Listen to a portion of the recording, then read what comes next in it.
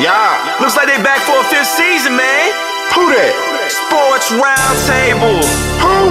SRT Crew. Whoa. SRT. They got that realness flowing in their DNA. Damn you lame if you ain't tuned to SRT today.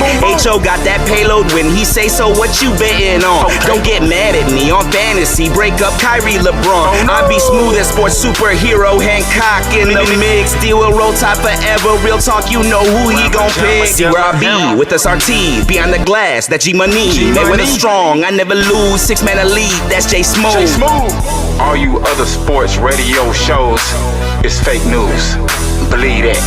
Turn up your radios, cause it's time for SRT Radio. Yeah.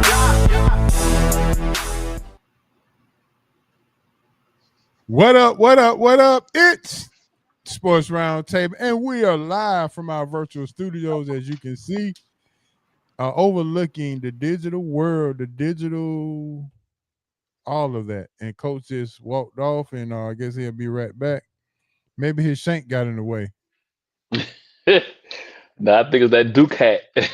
Oh, that's what it is.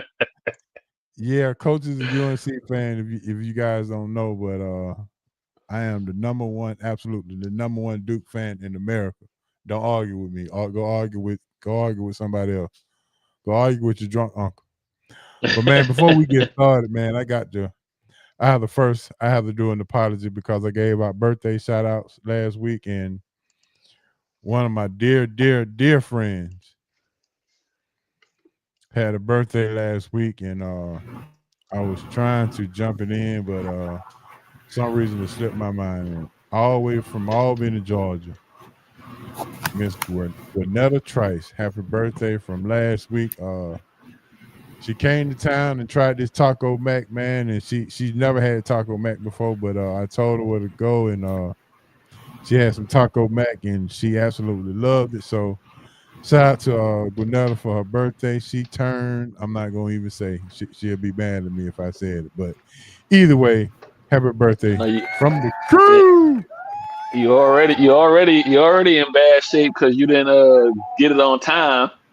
Yeah, definitely don't put the name out there. I started off with an apology though. So,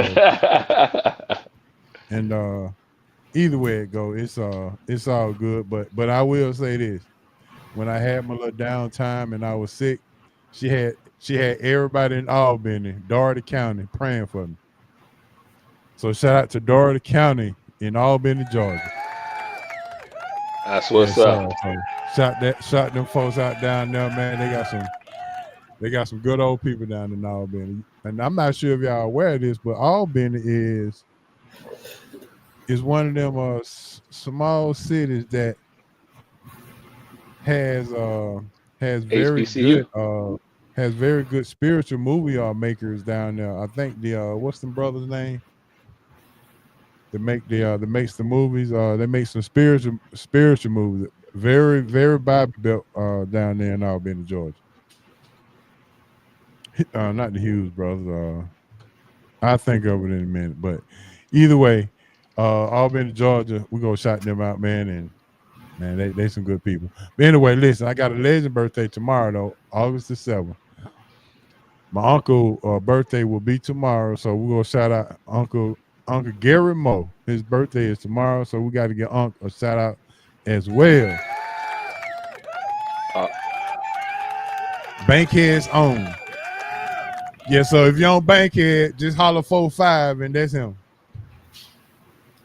I ain't hollering nothing on Bankhead. No. What now? I ain't hollering nothing on Bankhead. I ain't telling you gonna come out of the woods. Dang. Well, don't go over there, Coach. You just made it be known. Yeah, man. So shout out to Unc, man, and I'm gonna find out. They made the movie. Dad said something in the comments, but I'm not sure. I think they did make the Little Giants. Facing the Giants. Yeah, I think they did do that too. So, but either way, man, it is time to start the show, man. It is gonna be a great one. We got some good old fashioned SRT stuff we got going on as well. So We got some hot news coming up. And Coach, you want to continue to talk about the Big Easy Grill? Somebody said that they want to go to the Big Easy Grill just to eat some bread, beans, and rice, just because you had some, and they take your opinion. Might as well. Might as well go and get you some and take some home. You want to get the fries, or you want to get? I said you want to get the fries. Or you want to get the red beans and rice? She said, "Didn't Coach have the red beans and rice?" I said, "Yes, he did." Well, I'm not a big fry eater, so I'm gonna get the red beans and rice. Work your red beans, girl. Get some cornbread with it. Not no cornbread, cone. C-O-N-E. Cornbread. All right, now. All right, so we got some hot news. We got we got a big. So let me go ahead and do my thing. Get Big Easy his prop. It is now time for the hot news, and the hot news sponsored by Big Easy Grill, 1193 Collier Road, Atlanta, Georgia. Big Easy Grill, the best Louisiana seafood in town. You can go over there. Make sure you mention SRT Sports Roundtable. You get the 10% off any meals, $25 or more. You can ask Coach. You can ask Asa. Man, it is considered Atlanta's best kept secret. They call it a hole in the wall, but you'll ride right past it if you're not paying attention. But I tell you what, if you look next door and see everybody who's coming to work, you may not miss it. It is sit on the patio and enjoy the scenes of Collier Road. Yeah, that's what I say. Yeah. So checking in Des, checking in Cuz. Yes, sir. So we in full effect right now, man. So Big Easy Grill, there we go. 1193 Collier Road. It is on and popping. All right, fellas. I think they calling it week 0 though. Isn't they calling it week 0? College football, yes, sir. So August 28th through here we go. August 28th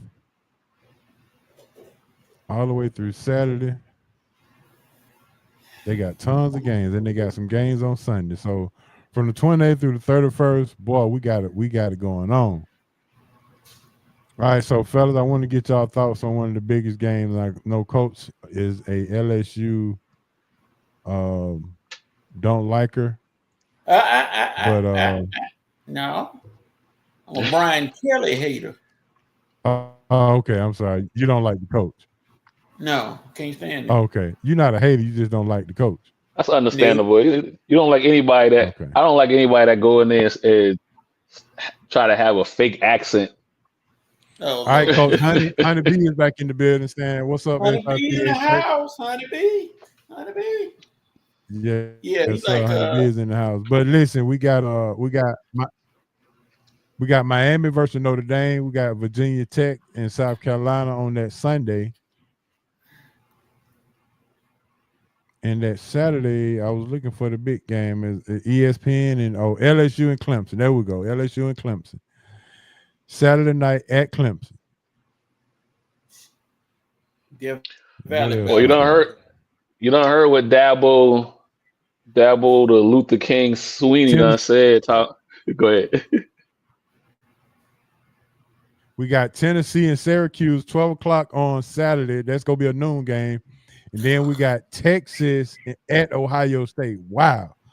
It's coming out the rip. So, fellas, what do y'all think about week 0 coming right out the rip with all these big games and good games coming out the rip? Which games are you looking forward to? And don't forget, Colorado, Buffaloes, and Georgia Tech play the weekend too. I'm trying to figure out what day. Oh, Georgia Tech goes to Colorado Saturday. Friday the 29th. I'm sorry. It's Friday the 29th, 8 o'clock ESPN game. Everybody will be tuned into that. So I'm asking you again, which big game on that weekend are you looking forward to? Well, go ahead, Coach. Well, you got to look forward to Texas and Ohio State. The Arch Manning come out game, or so they gonna paint it as. his big coming out party. He's starting for Texas, and Ohio State is the defending national champion. And in reality of the whole thing with the new format, it means absolutely nothing to the end of the playoffs, because the loser is not eliminated like in past times when they only had 14. The loser just lost that weekend, and now they got to pick up the pieces and come back and win 10 straight or however many straight and get back in the playoffs. Because with this format now, all you got to do is get in the playoffs. They don't care about your record. If your record ain't as good as you think it is, well, if they still get you in, well, good. As far as who's going to win, I'm not giving any predictions until around that time. But Arch Manning, is your time to show. They done already painted you as the so-called presumed number one pick in the 2026 draft. But I would talk about the draft class of 2026 with them quarterbacks who they say is one of the greatest classes of in draft history. I said, no, it's not. I look at those quarterback names. Drew Allen, what has he done? Nothing. Gary Nussmeier, nothing. Arch Manning, nothing. Lenora Sellers, who I hope come to Pittsburgh. He hadn't won anything, but I hope he come to Pittsburgh. 6'5", 200-something pounds. He's a big old boy. There's a couple more guys who they talking about. All of them have what we call the greatest coach killer word in college football history. What's that word that kills coaching careers? Y'all know potential. There you go. Thank you, H.O. Potential. They talk about the potential, and that potential has ruined many a career when you talk about potential and they don't live up to it. And then it's like, okay. Zavada said Arch Manning gonna chunk it. He probably will. I'm not saying, like I said, I ain't gonna say who's gonna win. I just want a competitive game. I just want to have a good old fashioned shootout. Go ahead and see, knock yourselves out. Now, with that being said, Coach, does Arch Manning how much pressure does he have on himself for the season with all of this number one pick talk and all of his namesake and all of what he got to live up to? Does he have an enormous amount of pressure on him to perform? It sure does. Is it fair or unfair? Oh, it's fair because you get the hype. Hey, you got to live up to the hype. And I know he didn't ask for it. He didn't go in public and say he was the best quarterback, but a lot of people think you are. So now it's time to show and prove. And if you get out there and you can't show, you go out there in your first game against Texas and you throw for 150 yards, there's going to be some comments. You are the lead on SportsCenter, and not in a good way. All right, Asa, what you got? What's the move on for you that the zero week? I'm interested. There's a couple of games that caught my attention. I mean, obviously I'm an Auburn fan, so it'll be interesting to see what they do. They got to go on the road, play Baylor, in Texas, so that'll be interesting on a Friday night, in Waco. But as far as big name. Obviously, Coach talked about Texas and Ohio State. I'm going to make a comment about Archie Manning in a second. But I'm also interested in the Alabama-Florida State game. More interested in Florida State. That game is in Tallahassee. Florida State's had a rough 3 years. The last 3 seasons have been rough for Florida. Florida State, been rough for them. And so it'd be interesting to see if they can come out and I won't say get a win. I think Alabama probably still be favored, but let's just see if Florida State keep that game competitive with Alabama. So that's interesting there. Plus, I feel like ACC is going to be down this year, so you're going to need a couple of teams to see if they're going to be competitive throughout the season. So Florida State's going to be a team that's going to be able to maybe help the ACC with national conversation. I know you mentioned Georgia Tech too. Georgia Tech, a lot of people this year saying Georgia Tech might wind up with can sneak in and people are saying don't be surprised if Georgia Tech winds up possibly in the ACC championship game. So let's see how they come out week 0 and see what they do. I mean, they playing, who is it, Buffalo? So No, they're playing Colorado. I mean, Colorado, my bad. Or the Buffaloes. The Buffalo, yeah. So we'll see what happens out. We'll see what happens with that.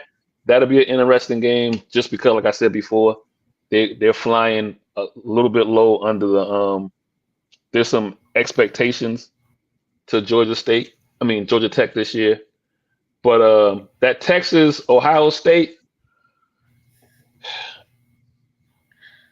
To Coach's point, I don't feel. I think what's on the back of that man's jersey. He a Manning, right? So he's been carrying pressure. He's been carrying pressure since his freshman year in high school. Since he was able to throw a ball around, so that's not going to be a problem. I look at that the same way we were talking about Shedeur with Sanders on the back of his jersey. So I think Archie's going to be able to take care of that. That's not going to be a problem. If you watch any of the 3 games or 4 games he played last year, when Ewers was out, you're going to get your wish, coach, as far as a competitive up and down game, because with him, they're going to air it out. So I think some of the playbooks going to be opened up a whole lot more with him than it was with Ewers. So I think he's going to be all that they have built him up to be. So it'll be interesting to see that game as well. Trying to think anybody else on there. Anybody else that I'm like. What are you expecting from Colorado? What are you thinking from Juju? Coach, is Juju starting, or is the other kid from Liberty gonna start? What do you think? That's a tough call for Deion, because you risk, if you don't let Juju start, you risk you might accidentally lose him because he think he should be starting. But then you got to look at the kid from Liberty who has played and got more experience, and you got to go and try to win games. Don't worry about egos, but he probably needs to talk to Juju and tell him, hey, y'all may split time. I'm gonna give him the start right now, but y'all gonna split time. Blah blah blah. You better try to keep him there, cause he know if Juju not happy, he can bolt at any minute, because he had all those offers, so he may leave. Never know. Yeah. All right, go ahead, Asa. What you think about that? Is it a good idea to start a true freshman after Shedeur spent 2 years in Colorado leading college football in pass percentage? You really go see this year. You go see if Deion. You're gonna see if Deion can manage. This is gonna be if Deion can. I don't want to use the word to see if Deion can coach or not. I think he's a good coach, but I don't think he's had the pressure of having to manage players' expectations. I think it's one thing to manage your kids' expectations, but I think it's a whole different thing to manage somebody else's child expectations at that position. So the old saying is, you got two quarterbacks, you got none. So and Georgia Tech, just like I said before, there's some lofty expectations that hasn't been I don't think has been nationally made aware for where Georgia Tech can wind up this year. So if that freshman kid is what you think he is, then you go ahead and play him. Well, let me ask you this, Coach and Asa. Do Take you them think by lumps. hiring Byron Leftwich, who has experience coaching, the likes of Tom Brady and all the other players he done coached, Or could him that being a good help? quarterback himself. Yeah, him being could that actually help Juju Lewis as he transitioned into high performance college football? Or would you rather go with the veteran from Liberty?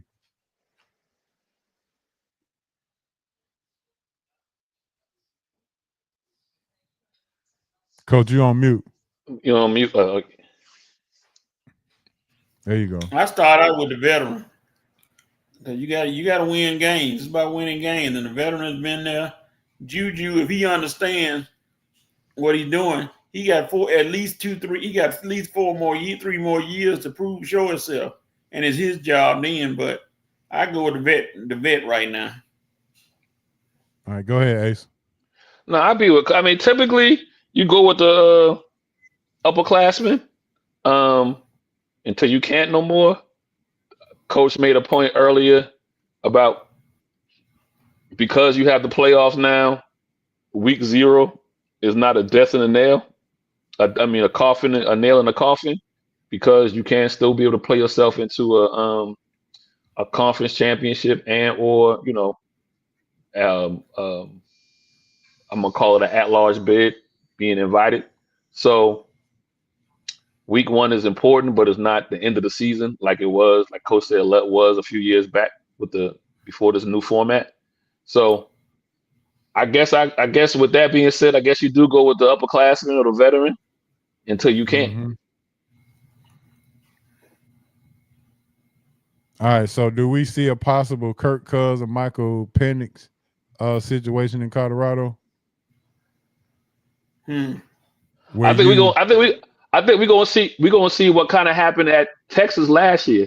Everybody knew Arch was right there, but they decided to stick with Ewers. You know what I mean? Until he got hurt, and then they had him ready to come in for a few games, and he gave everybody the hope. Not everybody the hope, but gave everybody like, okay, we are happy with what we about to see in the next 12 months coming into this season. So I think it's more of that, right? If you're going to ride with the upperclassman, the veteran, as Coach calls them, but from time to time you got to bring in that freshman, or Lord forbid your starter gets hurt, and then you got to go with the freshman. Then you're going to be able to see what the next 2 to 3 years is going to look like. So I think this is highly interesting to see how Coach Prime handles that situation, because it's totally not his children, right? Not his kids. Yeah, that's gonna be the telltale. How does they don't have the inside track? Yeah, how does he adjust and pivot? Because he been coaching Shedeur since he was forever. A little musty. He has no idea about these two guys that's coming in. He spent most of his summer, his off season, and trying to get well. So yeah, again, he still doesn't have any kind of camaraderie or whatnot with either guy. He's gonna have to trust Leftwich, right? You got to trust him. All right, Cole. So he'll just create competition. He just went handed to him.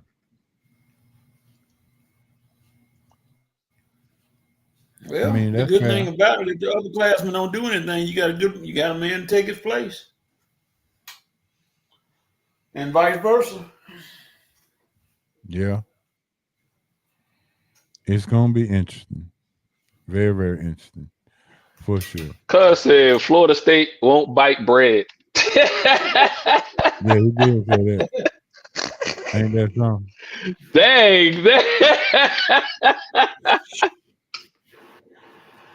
I was looking at the schedule. I came back to the comments. Oh man, hilarious. Yeah, Yeah, Florida State State getting opened up with nowhere. Alabama. Any kind of pressure with Alabama this year? Do y'all expect anything different? 100%. The Bulls' second year.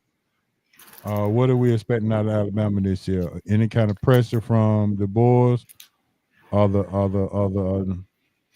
alumni? I mean, Are they putting pressure on him to be better mean, than he was last year? the If he floor don't make is the playoffs this year, is he out? that's what I'm about to say. His floor is the playoffs. So he's need to be contending to get into that playoff spot, to get a playoff spot. Yeah, I So would say so. what they're not going to do, what Alabama's not going to do, is wind up happening what happened to them with who was the coach? Shula? I was just remember Shula went 6 years and Auburn beat them 5-6 years straight. Shula and a couple of bowl game embarrassments. They're not going to have that. They're not going to go through that again after having a dominant run. So this is what, year 2 for him, right? Yep. Yep. They might give him 3 years, depending on let's just say they go 9-3, don't make the playoffs, but and have a good. I'm just saying, listen, it's then next year for sure is the hot seat. It's like put up or shut up. So I'm giving him a little bit of runway, but I ain't giving him nothing. If he don't get to the playoffs, he's done. so like I said, if he go 9-3 and don't make the playoffs, he's done. Those radical Alabama fans are not gonna be happy. Oh, I mean, listen, they ain't gonna be happy unless they win a championship every year. So that's why I said I'm not talking about the fans. I'm talking about the boosters and the AD. 9-3, you beat your rival, and let's just say you don't make the playoffs because of that, but you still beat your rival. Then maybe he gets one. In my opinion, he gets one more year. Okay. Now 8-4, and you lose to your rival. All right, maybe I see. Maybe listen. That's just one game, right? But I think the one game makes a difference. 8-4, 9-3, and who you lose to, or who do you beat? So.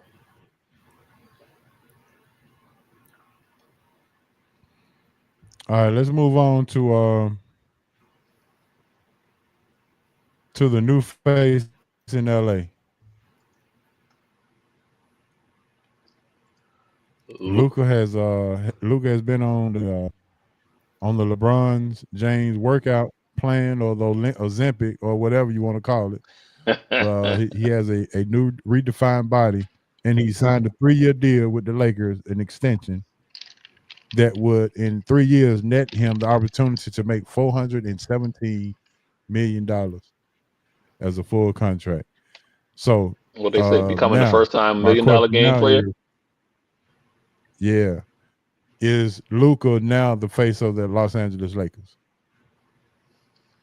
with his new signed contract, and LeBron turned a year older? Is now Luka the face of the Lakers now? In my opinion, he was the face of the Lakers when they traded for him last year in the middle of the season. But after this year, after now, yes, he is. Okay. Coach, you agree? Nobody gonna go through that much workout to not be the face and not to have a team model for him. Of course he is. LeBron is on his way out. And Luka has established himself as he's the man now. So decisions and everything, they're gonna be looking at Luka. They may tell LeBron, they may not, because they're like, LeBron, you about to leave. And LeBron, you better be careful, because young Bronny may better do something, or he may be in a bit of trouble. If LeBron leave, they may be like, we're gonna need to get that spot right there, partner. Uh-oh.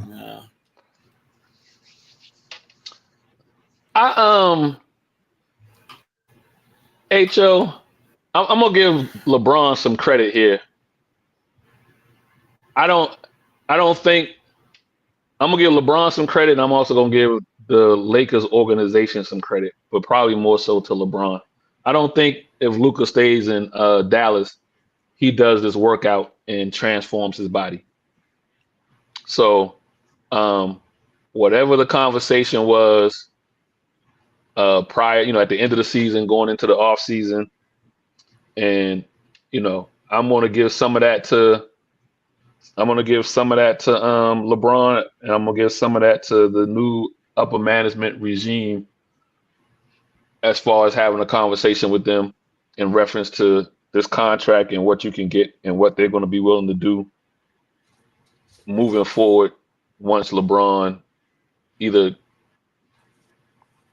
gets traded, retires, or however he's no longer playing with the Los Angeles Lakers. So I'm going to give all parties involved the credit, because how long has Luka been in the league now? Same amount of years Trey been in the league. and he's been a big boy, and I'm being nice when I say a big boy, the whole time. Yeah. So for him to this summer get into a routine and have a routine and shed the weight and seem to probably getting stronger and will be able to play 82 games, or if he doesn't play 82 is because they're going to rest him here and there, but hopefully not get injured as easily as before. Some of that goes to the Lakers, but I think a lot of that goes to LeBron. So I'm gonna give him credit where credit is due. I still think LeBron is going to make an announcement prior to the year end, starting, that he's going to retire. I don't think he wants to get traded, or even if he wants to get traded, I don't think there's a lot of suitors out there for him to go to. So I think the best way to take this swan dance is as a Laker and announce his retirement, and then put everything into the season and see how far they can go. I know the West is tough, but if you got a healthy LeBron and a healthy Luka, let's see if y'all can make it to the Western Conference Finals or make it to a finals. Mm-hmm. You want to take that question, Ace, or Coach, you want to get it? Well, that question right there, no, he's not going to Dallas, because Dallas don't want him. Dallas team is loaded from bench to starter to bench, and bringing LeBron in, that's going to alter something. They have a good team from starter to bench. You're right, Coach. You're right, Coach. The only place LeBron can literally go, in my opinion, is back to Cleveland and see if he can help Spider get beyond the second round. And this would be the year to do it, with the East as wide open as it is. And then, Cleveland, really only Cleveland. Everywhere else he would need to go to, I don't think they'll take him, because they already got a young nucleus. I don't think I don't think Detroit would want to invest in him, because you got to give up too much of your future probably. I don't think the Knicks would work, because again, you got to give up too much of your. Maybe the Knicks would work only because he's played for Brown before, but I don't think that'll work just because of what the Knicks may have to give up. Okay. He's already done Miami, and him and the Godfather don't get along no more. I think his only place he could come east, I've seen people say Milwaukee, maybe Milwaukee. Only place I feel like he can come east would be back to Cleveland, if he wants to have a legit chance of trying to make another finals. Yeah. Spider gonna be kind of busy this summer, next year. So LeBron Maddy gonna help him out because Spider gonna be drinking some cocoa, so he ain't gonna be concentrating like he usually does. That might help him get over the hump, Good coach. observation. No, That that's might gonna help distract him. That might help him get over the get over the hump, coach. No, sir. You come home and somebody can be able to talk you and keep you at a high level. She ain't gonna keep him at no high level. Wonder what she gonna wear to the game. HO, coach running a hard bargain today, HO. Yeah.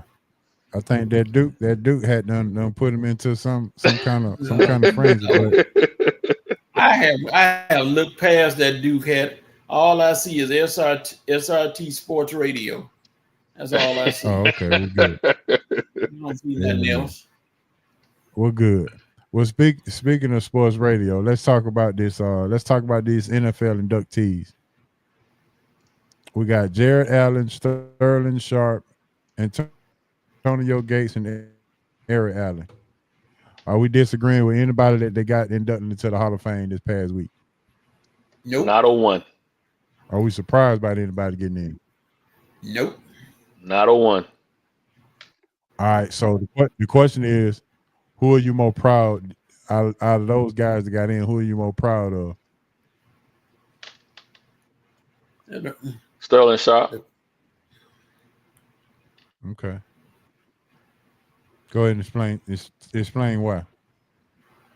I mean, you got to look at his, short career, unfortunately due to the neck injury, but look how dominant he was in that short 6 years or whatever. Couple of triple crowns, led the league in receptions, and touchdowns in like 2 out of those, 4 or 5 seasons he played. And he was doing all that. I'll give you $100 who his quarterback was. You know what I mean? So, and in an era, at the end of an era in which the running back was still the dominant position, as far as it was still a running game league. You know what I mean? So, for him to do those numbers in a short period of time prior to, and the only person that was outdoing him was Jerry Rice. And you already know, we talked about that last week or the week before, what they had going out there. I thought one of the wide receivers was a tight end. So that's how many weapons, that's how that West Coast offense was running out there in San Fran. So, that dominant. Now, speaking of Sterling Sharp, who does his game remind you of as far as receivers? Who does this receiver play put you in the mind of? Antoine Bolden. Antoine Bolden, Larry Fitzgerald. He might have been. He was the prototype to what those guys are. You know what I mean? Okay, I can go with that. All right, coach, it's on you. Who was you surprised that went to the Hall of Fame? Who was you more proud of? Well, I thought I made it through 30, 40 minutes out the show. And Asa just took all my points that I was going to say, every one of them. So you know what happened, don't you, Asa? You gotta tell me beforehand. You know what I mean? You gotta tell me. We have about a good 5 minutes pre-show. You gotta be like, "Hey, Sterling's my guy today," and I would have picked somebody else. I just hope you see what's shining on my shoulder while you taking off my points. Usually I get it because I go against you, but when we agree, I still get it. Yeah. Because I was really going to say something. Coach, take that Duke hat off, man. Coach, I would encourage you to get your sponsorship for your shank there. The sponsorship is already in. Whoever that is you're holding, you need to shout them out. All right. They know. Well, yeah. I mean, 7 years, you rarely see a person get in the Hall of Fame out of 7 years. And that's it. You usually see somebody 10, 12. It'll get a long time. But Sterling was great those years, and he had no layoffs. And as far as him breaking Jerry Rice records, all the records, I ain't gonna say that. But he was gonna be one. He was gonna be in the top 3 of all time wideouts, pretty much. So nobody. It wasn't no shock for anybody to get in because all of those guys did their thing while they were playing. So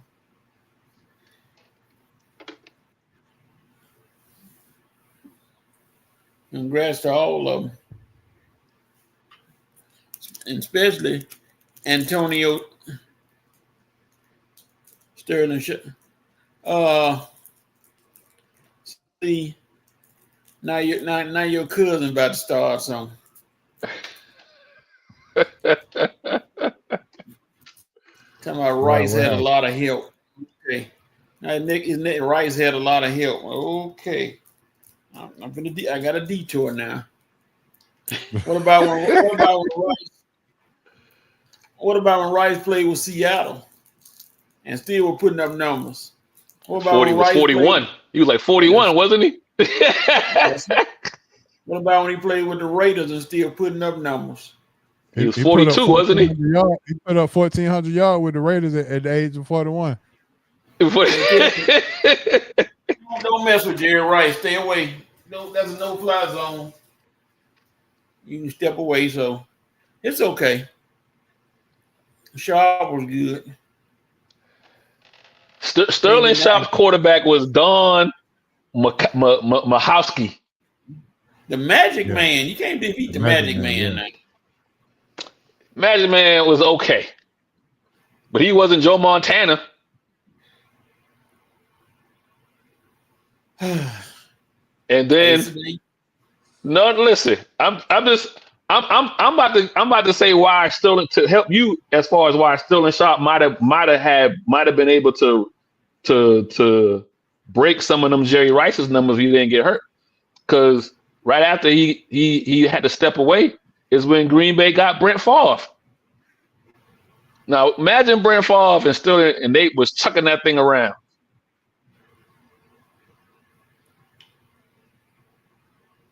With Sterling Sharp, the numbers would have been crazy. That's all I'm saying. Nothing against Majkowski, Magic Man. Nothing against them, but everything against them as well. Coach, you wanted to say something about Antonio Gates, or you want me to go ahead and say it? Gates is amazing because for a man that never played football on a collegiate level, he comes in and dominates like, hey, he's just a natural athlete. Yeah, I agree. Never played it down. Hey, Coach, you want to pull the sink out again? What's that?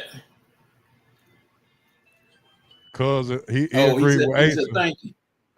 There's nothing wrong with that because, hey, either way it go, one of these days, and I don't know when, Zavada, you're going to be at the Big Easy Grill.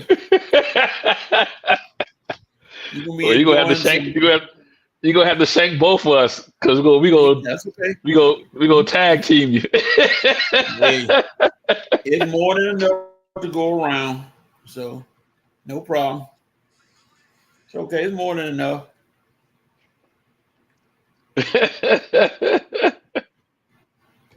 More than enough, huh, Coach? That's right.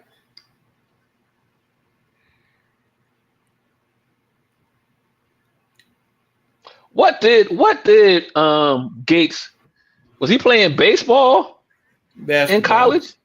Basketball. Okay. No, he was playing basketball for Kent State. Basketball for Kent State? He said next time he'll be there. I said, that's right. Me and my friend smile. A nice picture. Be looking for you.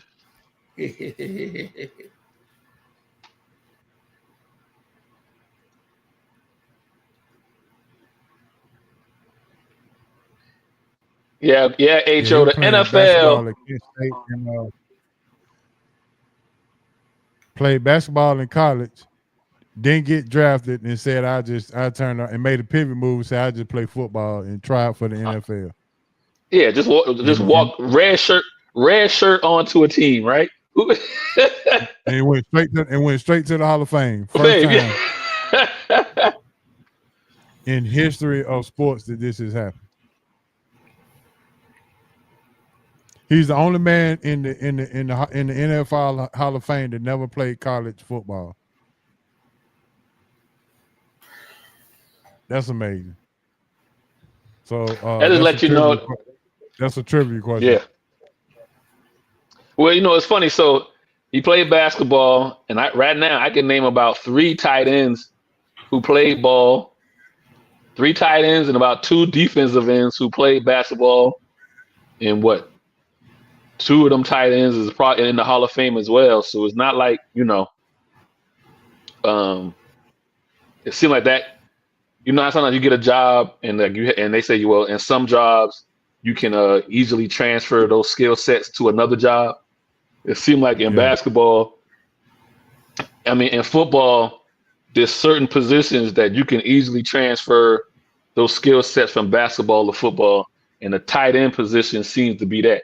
Because I think Jimmy Graham played basketball at a high level in collegiate. Gonzalez. Yep. Obviously Gates. At the defensive end, you had Julius Peppers, and there's somebody else at the defensive end who played tight end. Can't think of his name, and had a good run in the NCAA tournament. But it just seemed like those 2 positions. Well, I tell you what, tight end and defensive end. Yeah. So this is my question. So you remember they were debating. Austin Rivers had that. They started out by Austin Rivers said it's easier to play basketball to go play football rather than football to go play basketball. So did Antonio Gates clear that up for everybody? He played basketball in college, never played football, walked on to an NFL team and went straight to the Hall of Fame. So that says that a basketball player can go to the football field and make an easier transition. Everybody can't do it, but certain positions. Because we can go in reverse, right? Do you think Allen Iverson would have been a great NFL player, even though he would look dominant playing football at the high school level? Right. What would he have looked like? What would he have looked like going, going to Virginia Tech as a quarterback in the NFL? Yeah, it's gonna be hard. Yeah. So it just depends on the position. That's why I say I think the defensive end and tight end, maybe those skill sets are easily to transfer over, but transition easier. Yeah. If you in track and field, I think track and field guys can maybe transition easily over to the NFL as a wide receiver, especially if all you got to do is run a go route. You know what I mean? So, we've seen that.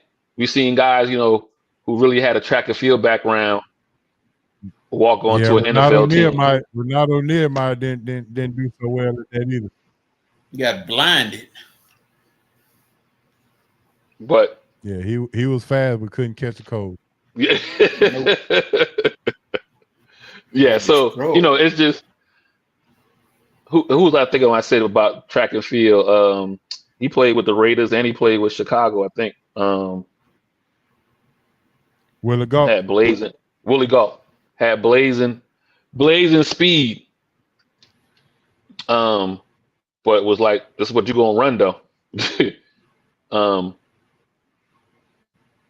It's a mindset to play football though. It's a mindset to get to get hit like that and to be hit over and over and over again. To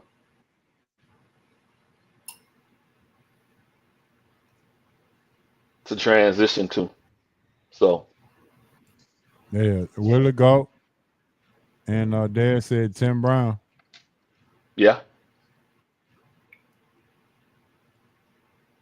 Rocket Ismail was a track guy too, wasn't he? Mm-hmm. Yep. Yeah, so I mean, it's a lot of different ways we can go with that situation and that subject. But either way, congratulations to Antonio Gates for never playing down to college football. Went to the NFL, tried out, made the team, and went straight to the Hall of Fame. So shouts out to him.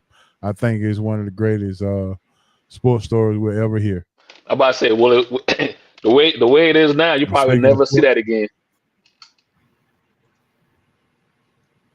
Yeah. Well, it could open the doors for a lot of people who don't actually make it in basketball to go to football. Have we ever seen somebody play football, then make it in football and go to basketball? Have we ever seen that?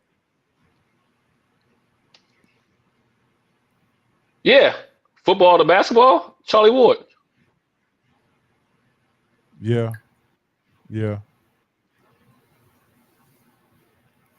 And he would not be going to the NBA Hall of Fame.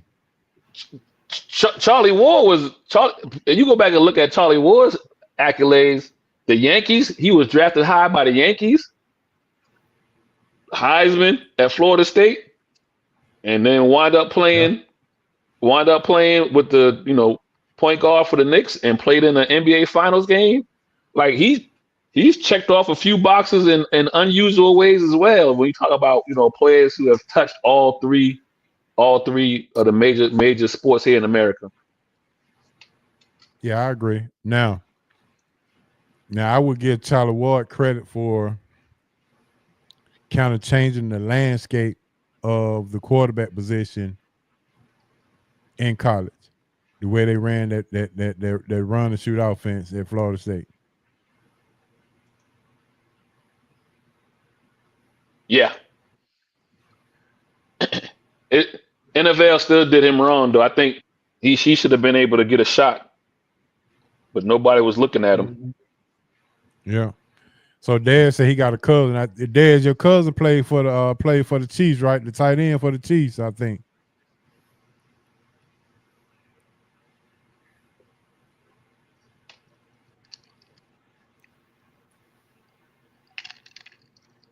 Yep. So, all right, man. With that being said, we're gonna go ahead and end that. Yeah, I think yes, sir. He said he played for the Chiefs, so his cousin is on the other side of Travis Kelce. So he's learning from the best with the best. Dave. Okay. Yeah. Cubs have to pull out all of the. Yeah, Dave Winfield was drafted by every sport. Oh shoot, yeah. Yeah. I don't know, Coach. You might not.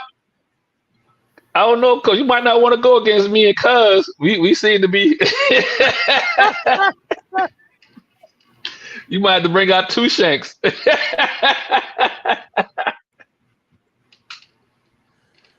Yeah, Demetrius Harris is his name, tight end for the Kansas City Chiefs. Oh, that's what's up. All right. Yeah. All right. So Coach know a little bit about Dave Winfield being drafted by all of the teams, right, Coach? Oh, he just throwing the thumbs up. He don't want to talk to y'all now. Come on, Coach. Yeah.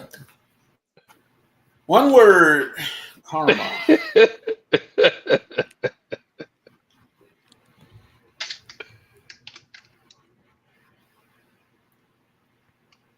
All right, with that being said, let's go ahead and jump into some baller buses and bus stops. So let's go ahead and let's roll it. That way Coach can start back talking.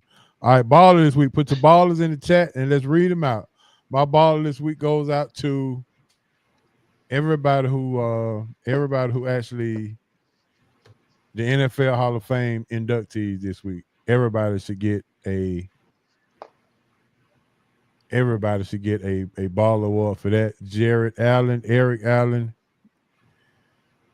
the Shark, and Antonio Gates. Coach. Cuz say, is he mad? What? I know. Never any pain. Never be pain. See the shiny part. Last name before it goes down. All right, Asa, go ahead. Give me your ball, Asa.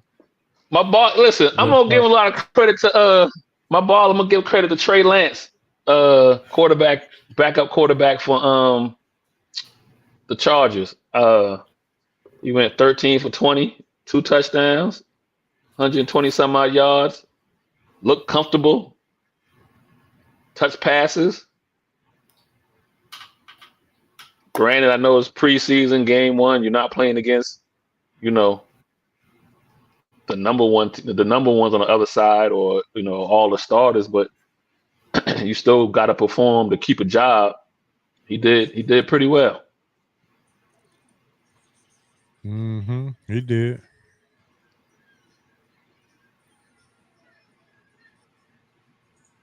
All right, Coach, give me your baller.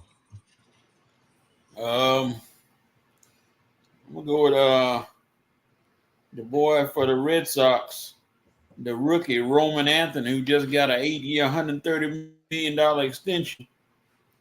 Former number 1 prospect, even in his rookie season, and now he's doing some damage out there. So hey, he's making the most of his time and his money, and already getting paid. So hey, I ain't mad at him.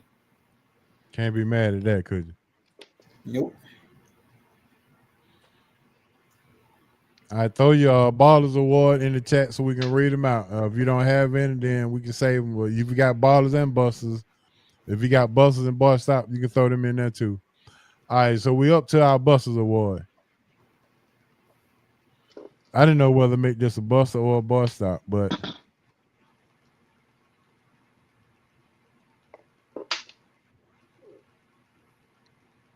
I'm gonna go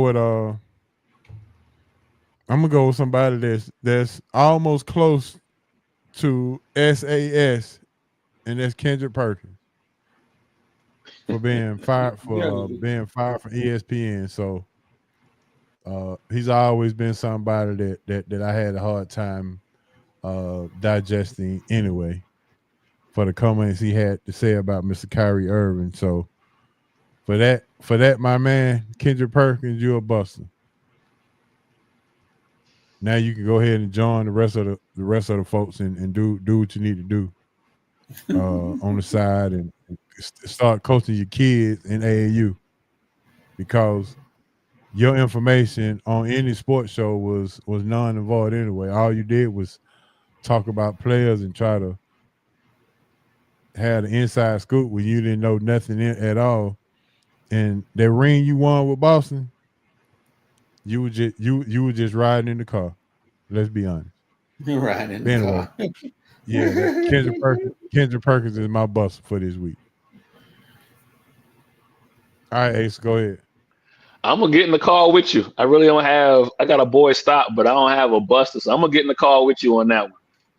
I'm gonna be on the. Yeah. I'm on the side of the road with my thumb out to hitchhike with you on that one. All right, good. Coach, you getting in the car with us? What you got? No, I'm gonna go drive up a little further. Mike Vrabel, the coach of the New England Patriots, had to tried to be a superhero, I guess, and break up a fight at a practice and got his mouth bloody. And I'm like, Coach, you're a little too old to be trying to jump in the middle of them young boys fighting. You supposed to blow the whistle and tell them to stop, or let the team separate them, not you.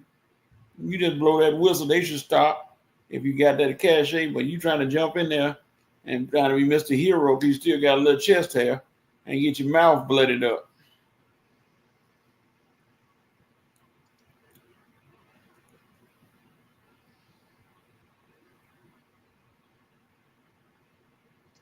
He's trying to make them tough out there, coach. Trying to make the Titans, not Titans, trying to make the Patriots tough out there, coach. Whatever. Okay. Get your face cracked. He's saying he might be ready to suit up. So I'm asking, cuz is that a baller? ESPN 1.6 billion streaming WWE. Is that a baller? I guess that's why he's putting that up.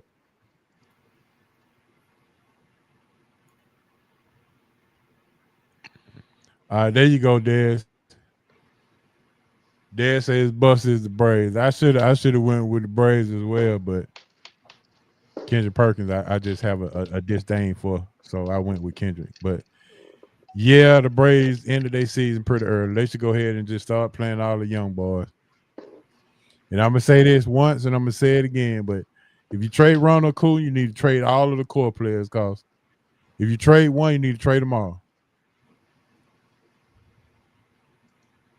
I know Ronald Acuna is hurt again, and I just don't understand what's going on. They ain't had nobody to trade. All of them hurt. Yeah, and for the Braves to have their starting rotation to be on the DL, damn near out for the season, and they say Chris Sale may make it back, but for what? What is he coming back for? Man, you 17 games out, and you probably go lose tonight again against Milwaukee. But why are you bringing him back to pitch to do what? I mean, he can stay on the injury list and still get paid, so ain't no sense in bringing him back. Yeah, they could have had a fire. They could have had a fire sale, but I don't know. Anyway, yeah, I'm with you.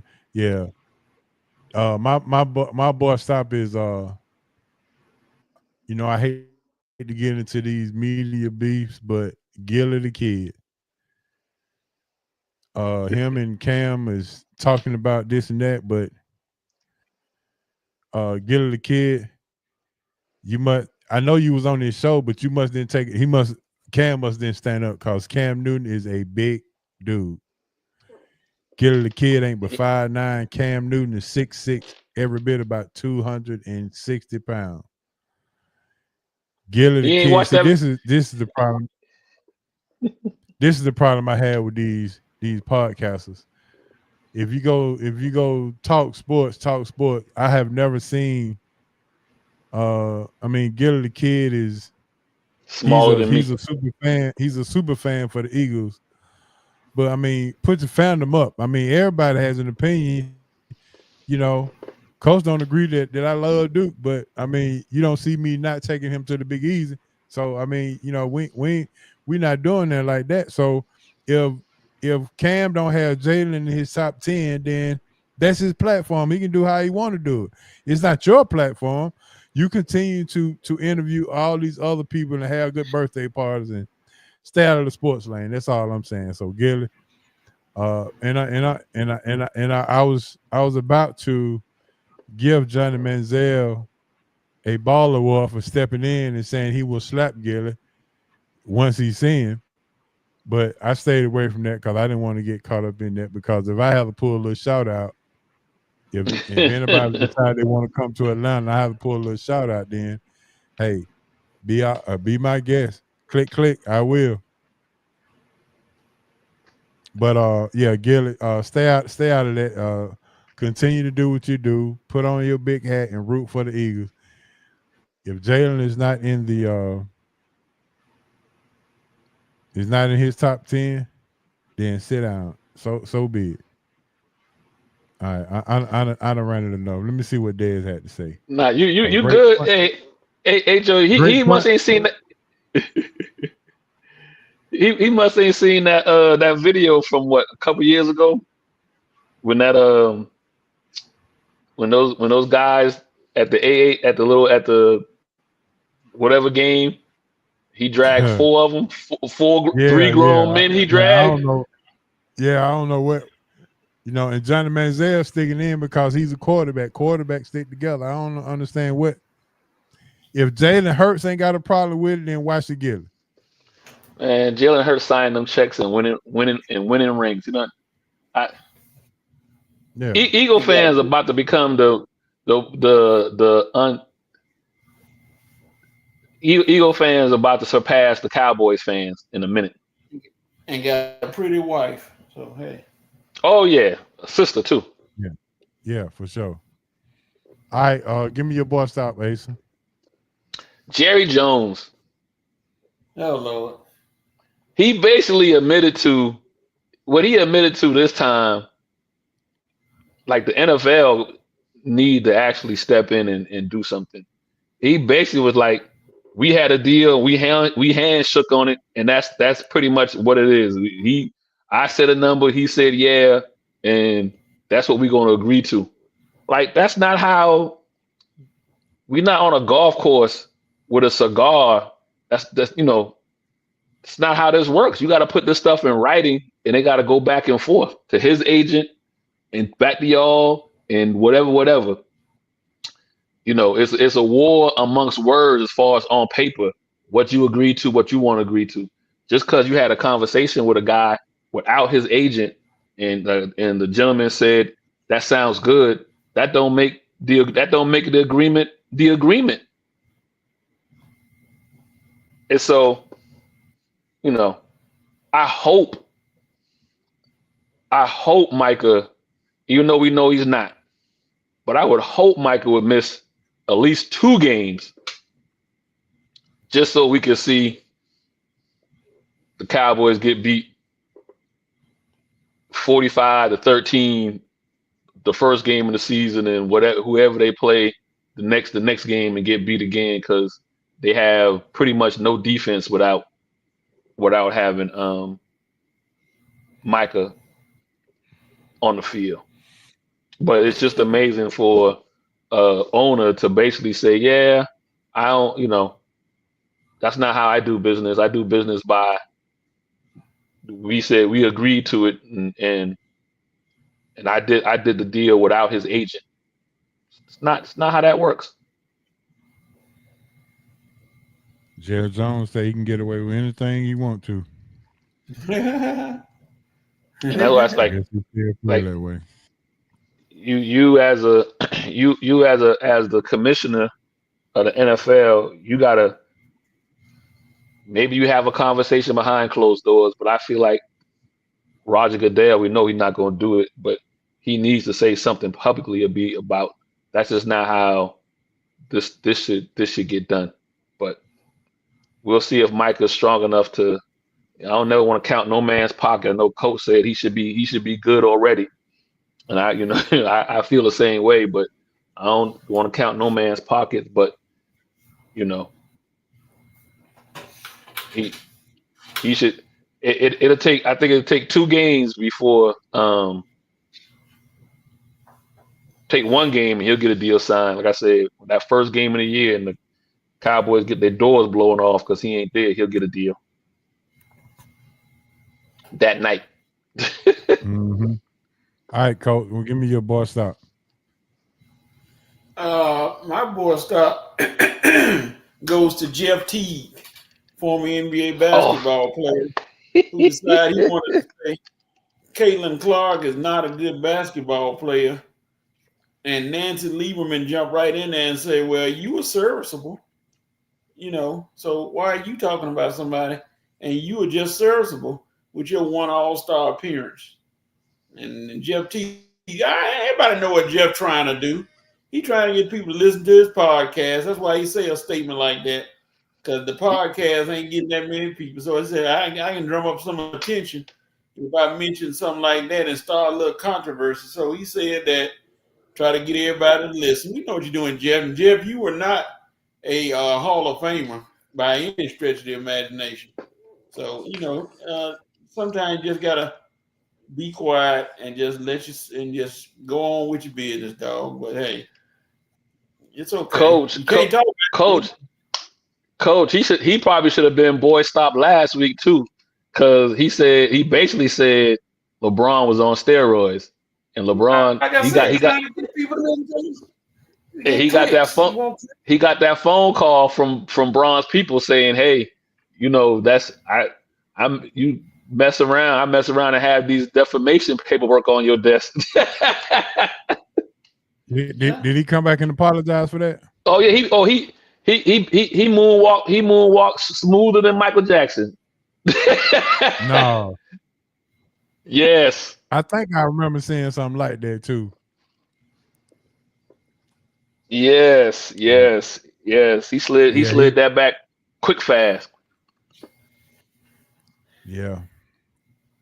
Everybody looking for clicks these days and looking for ways to get clicked. Yeah. And about to get find sued. yourself getting clipped. Yeah, go find your way you'll get clipped.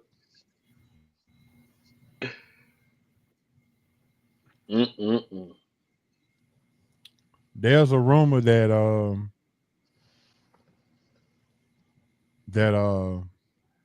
a Joy Taylor, Shannon Sharp podcast could be starting up pretty soon here. Oh God. What are they gonna be called? The Sexy Twosome? What? Are they gonna Hey, coach. I'm tuning into that one sexy one side of the table. I'm tuning into it. What are they gonna call it? Instead of only fans, they're gonna be called only two fans. What they gonna do? Oh, please. Listen, I'm tuning into it for a couple of. I rather look at him and her than look at him and Ocho. Yeah. Mm. You need to stay out of stuff like that and just be happy that you. I mean, you let a 19-year-old girl sucker you out of $20 million. Come on, dog. And then who was not? I thought you was about to go somewhere with that, coach. You get a 19-year-old girl fool you and get you involved in something while you trying to prove a point. And now you look like the guy that wore the yellow dunce cap sitting in the corner. You know, just stay back, Shannon. Just let this thing blow over. And then, talk like you were talking when your brother was out there. Your brother trying to save you. So, Yeah. Don't do it. Mm-hmm. I'm here for it, H.O. I'm here for it. Yeah. I'm here for it. Okay. I can look at Joy for about an hour, 2 hours. All right. So speaking of Joy and so let me pop this question real quick. They had this online. Who you taking, Molly or Joy? Oh. Joy and pain, sunshine and rain. Who you taking, Coach? Molly. Taking Molly. All right, I'm waiting on Cuz to answer this, and I'm gonna see what he say. I just sung my answer. He keep glazing over. He keep glazing over Molly for sure. But he keep glazing over Molly. But until Joy shows up, I'm not sure which way he gonna go with this.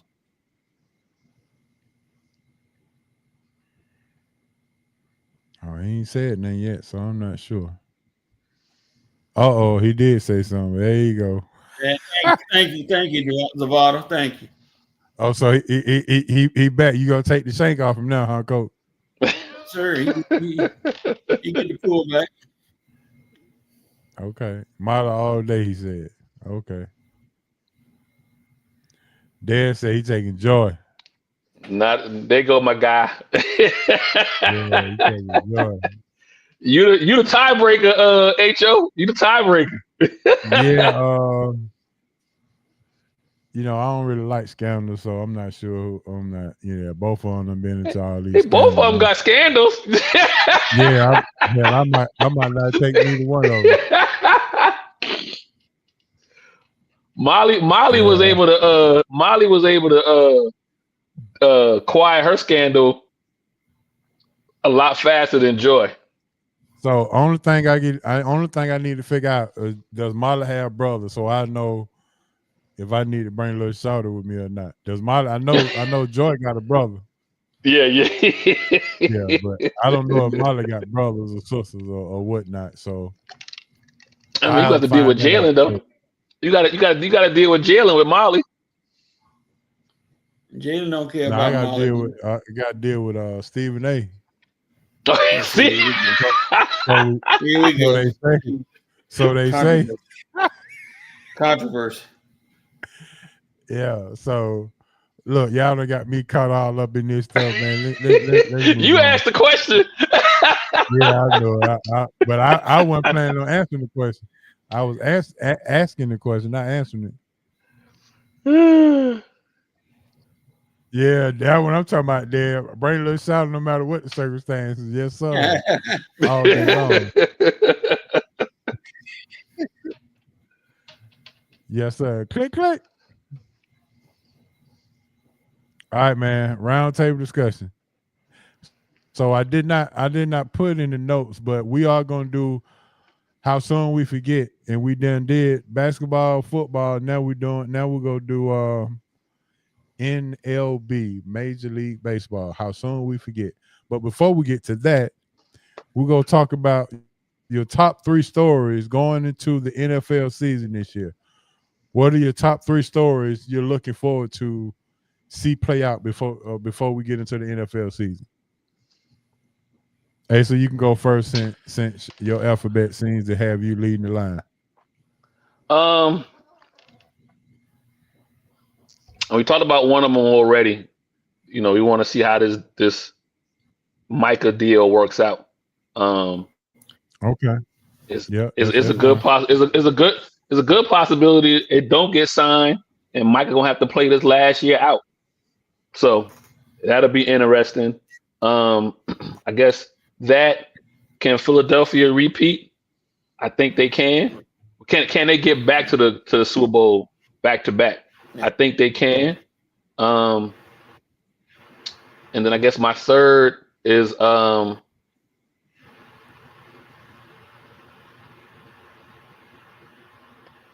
if you listen to my show Monday, I don't have Kansas City winning the AFC West. So I don't. You heard me right. I don't have Kansas City winning the AFC West this year. So okay. I haven't picked my AFC representative yet, but I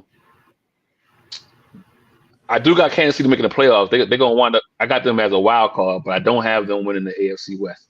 So let's see what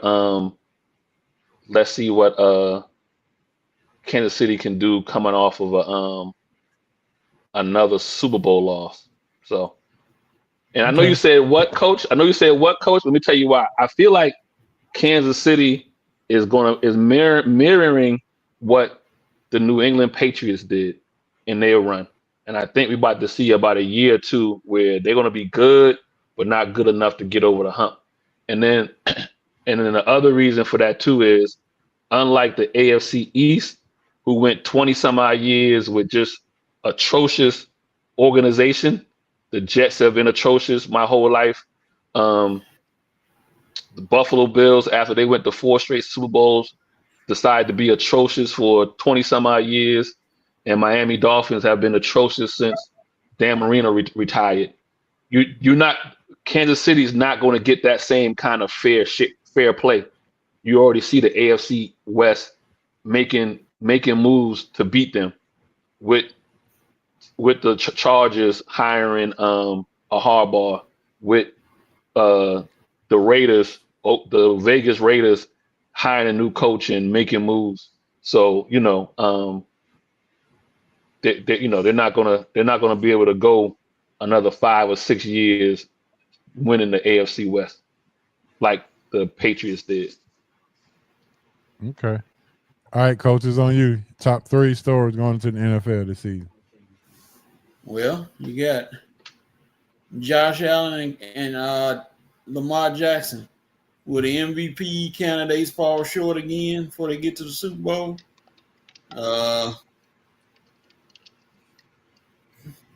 Can Detroit lose 2 coordinators and still have a great season? Offense and defensive coordinators. And what can Travis Hunter try to play every game, all game? I don't think he can, but that is the top. I know people been talking about it. And I think they limited him. His coach got to learn how to say Duval first of all. I'm gonna stay on him. In his sad little Duval. A honorable mention, of course. Can Aaron Rodgers? They say he's gonna be in a wheelchair by the time the season over with. Can he go a whole season with the Steelers and get them to the promised land? Can he? I mean, it's out that he's been moving mighty slow in training camp. Well, Tom Brady was moving slow too. So hey, his only job with line to do is leave him enough time to throw the ball, and he can still throw. So that's all that's looking for him. If they can stop him from getting sacked a lot. What you about to say, Ace? Go ahead. Oh no, I said in that offense, it ain't nothing gonna be extravagant. So it's gonna be quick outs or whatever. You know, Arthur Smith don't have no extravagant offense, so you ain't gotta worry about that. Him holding the ball. Arthur Smith talking about using 4 tight ends on the field at one time. See, that means you got one option to throw the ball. One option too. To the running back out the backfield. No. All right, Asa. You gotta comment in the chat. Oh. Who do I have winning the AFC West? Oh, I mean, I already listen. I'm going with the Chargers. I think the Chargers. I already said I got the Chargers winning the West. I got this way: Chargers, KC 2, Denver 3, Raiders 4. That's 1 through 4 in the AFC West. But I think they get 2. They might even get 3 in the playoffs. But definitely, obviously the Chargers and then KC as a wild card. And tell me, look at KC's first 6 games and tell me at best they 3-3. At best they 3-3. Okay. This ain't even about I'm just trying to do a hot take or whatever.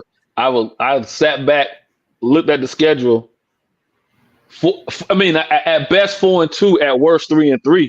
But again, you come out of that at 4-2, you're looking good. 3-3, you're looking good, obviously. But that's a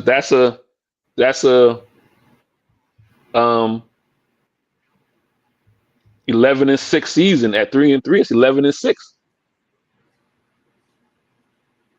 4-2, you might say 4-2, you might say 12-5, but I got them at 11-6 as a wild card.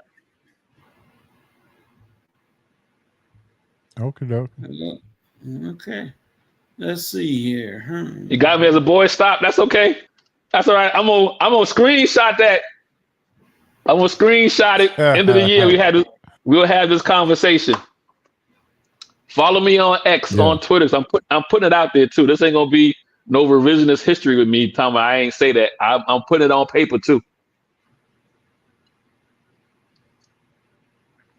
Cole, where you finish your top? Will you finish your 3? Yes, sir. All right, so I'm going.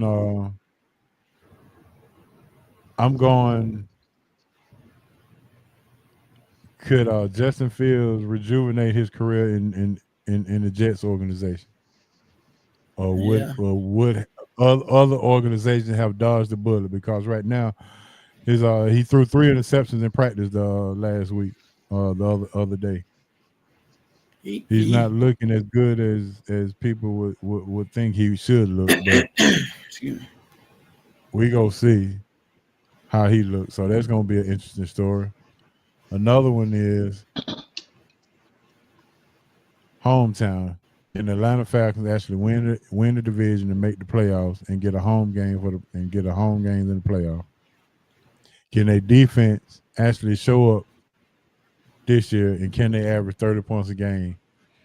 As MP said that they got enough offense to do so. My third one would be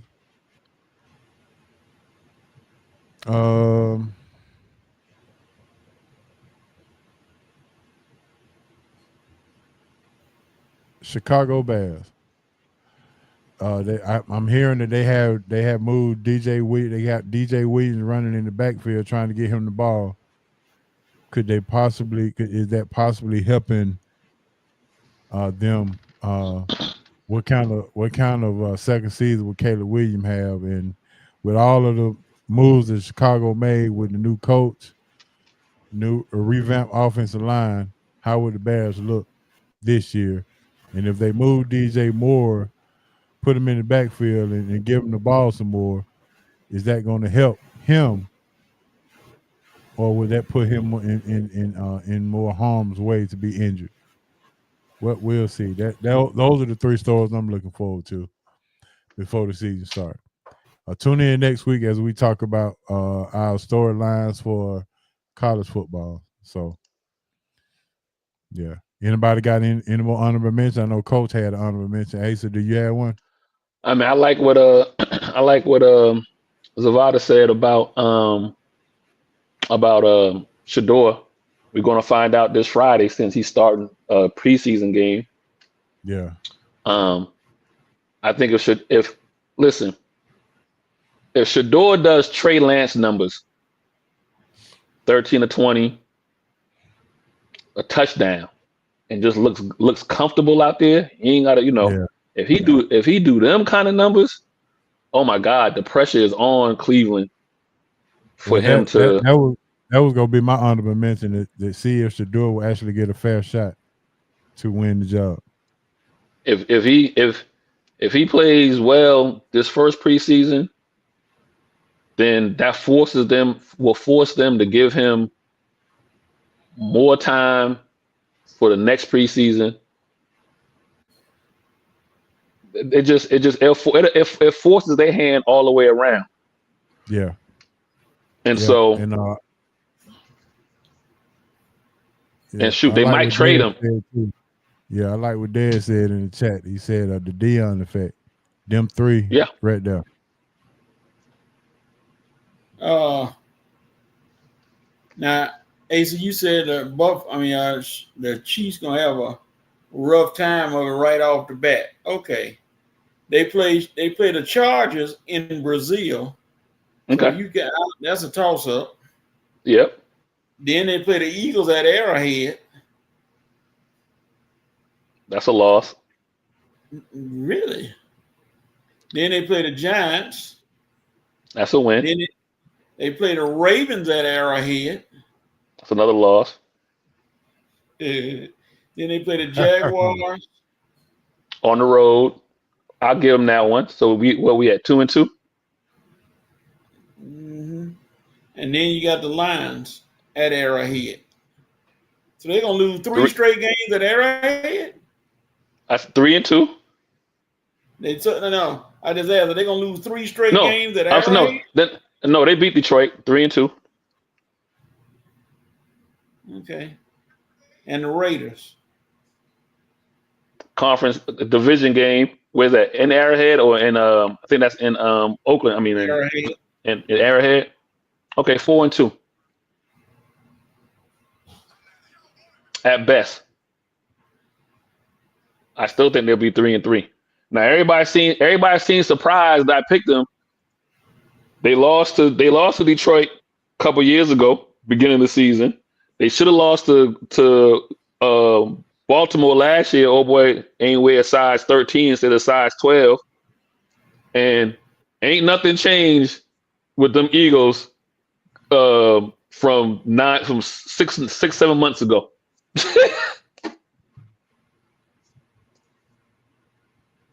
I feel like the Eagles are probably one of the most disrespected Super Bowl champions in a while.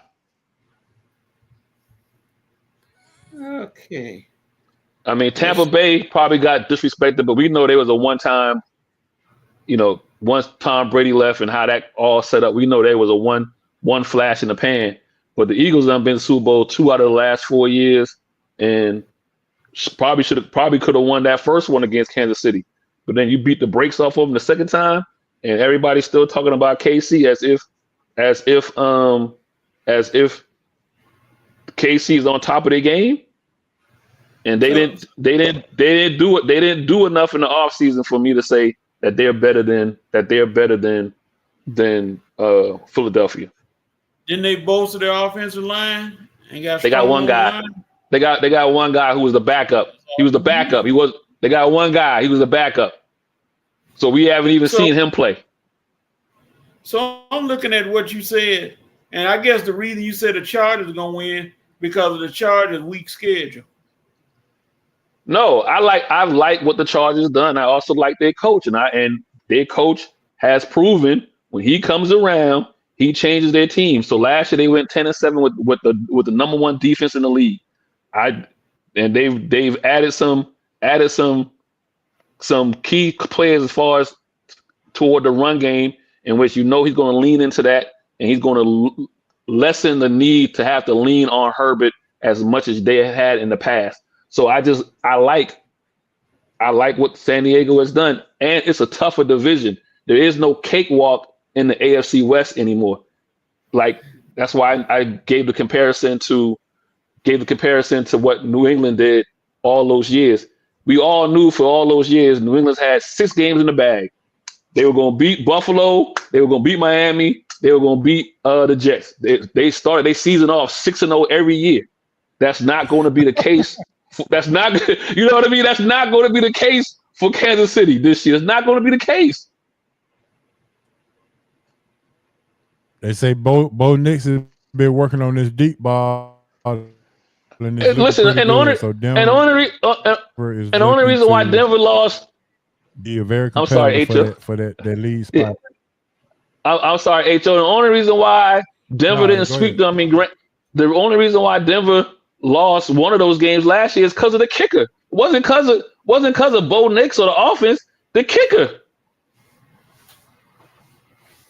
Or they got a block kick. So I'm just saying KC's a good team, but they're just not going to be dominant like New England was, and can't win everything. And this is the most vulnerable year.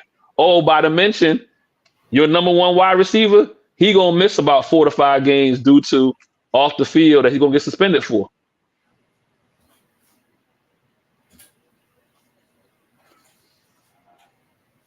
Who are you talking about? Oh yeah, Rice. Rice. Oh.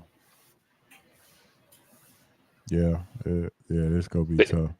They went they had to go to dink and dunk last year, so they hadn't. Last year they didn't stretch the field like they usually do. And you're not gonna be able to do it again for the first 4 or 5 games this year. So they got. Wait a minute. So yeah, you Coach, mean you to know tell the AFC Worthy, Hollywood Brown, and a slimmed up Travis Kelce, they still not gonna put up any points? I didn't say that. I'm just saying you. But the one person who was to stretch the field, he ain't gonna be there for 4 or 5 games. So Hollywood Brown don't stretch the field? When have you seen Hollywood Brown stretch the field? In Baltimore, he did.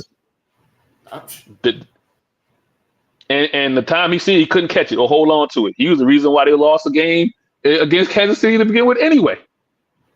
Dez, I agree with what you're saying right there. I totally agree. I'm with you 100% in that one. As long as Peyton is on the feet in Denver, nothing but failure. Well, they were 10-7 last year. And I'm not saying, and again, I got San Diego. I got the Chargers as the team to be. It sounds like you get some of that Gilly and Cam Newton kind of beef, right?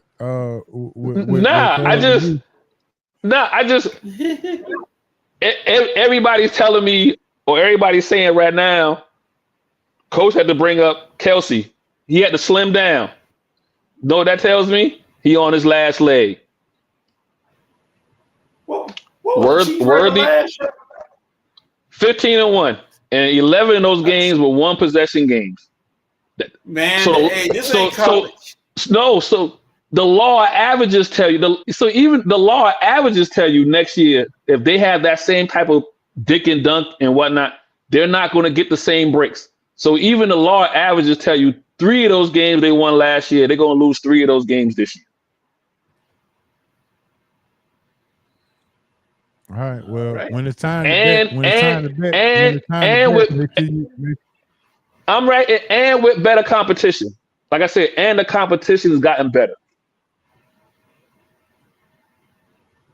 if you in their own division. If you hit on these, when it's time to bet my sports on the weekend, make sure we talk so I can get my picks right.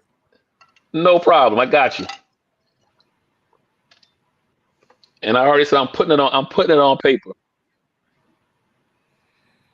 And everybody like 11. Everybody saying 11-6 is disrespectful. That's a great season. You're a wild card. Depending on how it falls, you might still be able to make a run to the Super Bowl. But for Kansas City, that's pretty minimum. Yep. Yeah. So, all right. With that being said, let's move on to our next topic, which is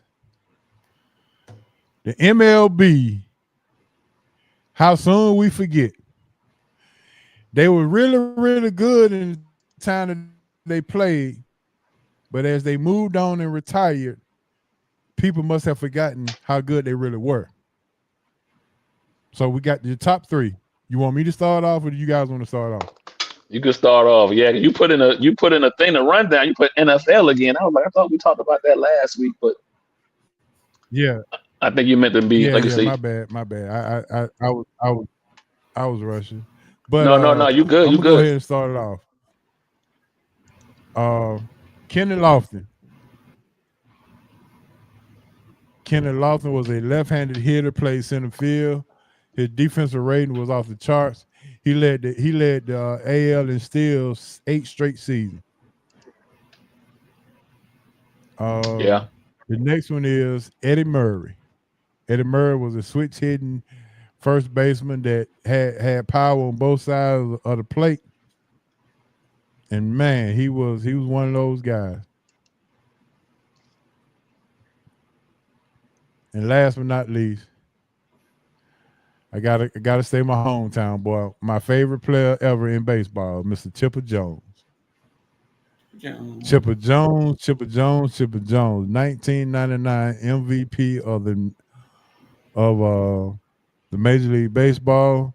He literally put the Braves on his back and went down the stretch, and they did their thing. And Chipper Jones has been out of baseball for quite a while. One of the few players who spent his entire career with one organization. Thanks to the Braves, much love, Chipper Jones. Yes, sir. So, yeah, those are my 3: Kenny Lofton, Eddie Murphy, Chipper Jones. Eddie Murray, Chipper Jones. Eddie Murray. Did I say Eddie Murphy? My bad. Eddie Murray.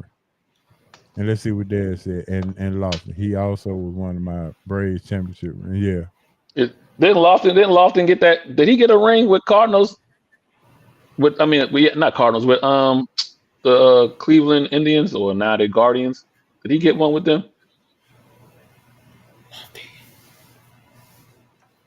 They lost to the Braves.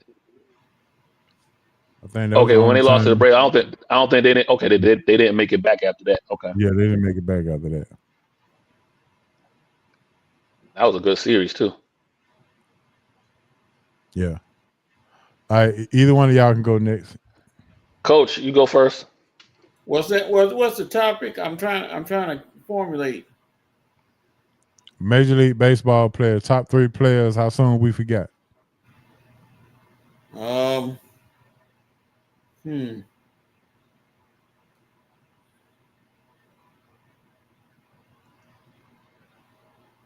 that's a tough one.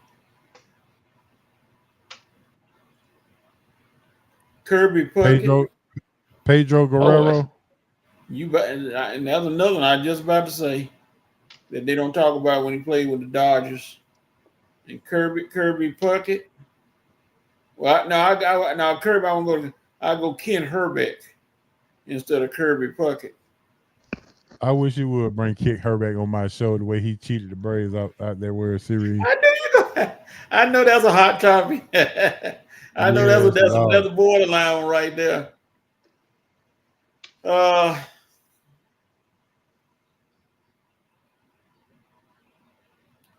And Dave Stewart, pitcher for the Oakland A's. Good one, Coach. Oh, that's a good one. Yeah, that's a good one. Yeah. Used to hum that thing. They're always consistent with the Oakland A's. Mm-hmm. Those are my three. I'll leave Herbeck out of and bring Puckett back. Okay, good deal.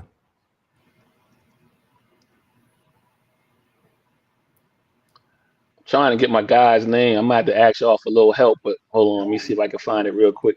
Mr. Bryant, you got? Well, one, I got David Justice.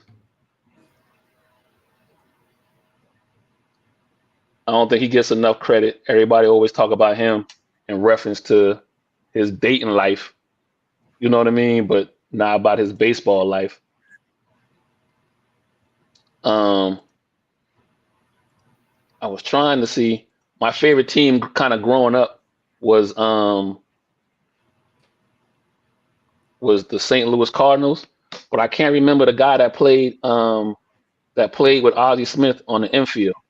Tommy Herr.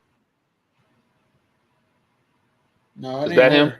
No. Yeah, Tommy Herr. Number 28, Tommy Herr played second base. Yeah, because Ozzie was a shortstop.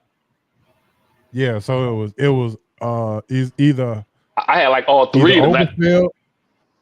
It was either Overfield or Pendleton at third, Smith at short, Tommy Herr at second, and Jack Clark at first. So yeah, it had to be him. Okay, because their whole infield was tight. Ozzie got all the headlines. George Hendricks in right, Willie McGee in center, and Vince Coleman in left. I just gave you the whole team. That's it. So actually, it was two guys on that team. So also, you just named the two outfield guys. The St. Louis Cardinals, when I was growing up, I like to see them play. But Willie McGee, you mentioned McGee, so I'll go with him. And then my third person, I'm gonna bring it back home to Atlanta. He played third base, didn't he? Pendleton? Yeah, third base. Yep. And he was there for a long time, and I don't think he got enough credit as well. All right, Cole said Kirby, Puckett, Ron Gant, and Jack Myers. Okay, that was a solid three. Yeah, William McGee. I don't know why I thought McGee played on the infield, but McGee played center. Yep. You want McGee in the batting order too? Nah, I got it now. I know about them Cardinals. Yeah, them 80s, early 80s Cardinals were a real good team. Cardinals. And played with flair and all that.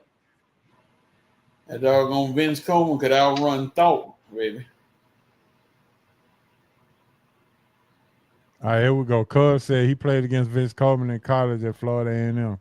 I guess he went to Florida. Yeah, Vince Coleman went to Florida A&M. And how many bases did he steal against y'all?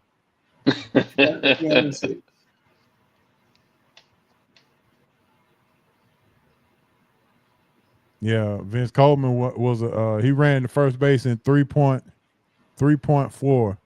McGee was 3.7. Yeah, Coleman was so fast, man. That joke could run.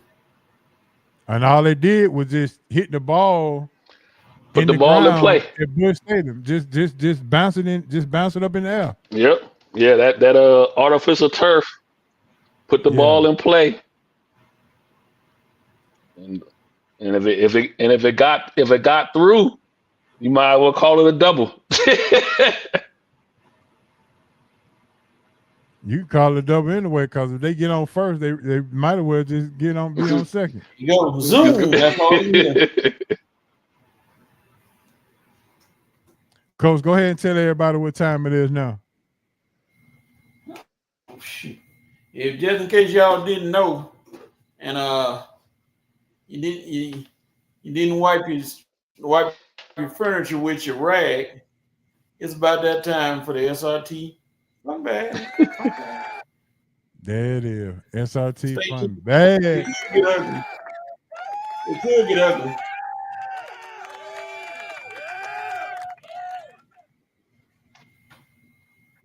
Cuz say he stole all the base. Did he stay at home too?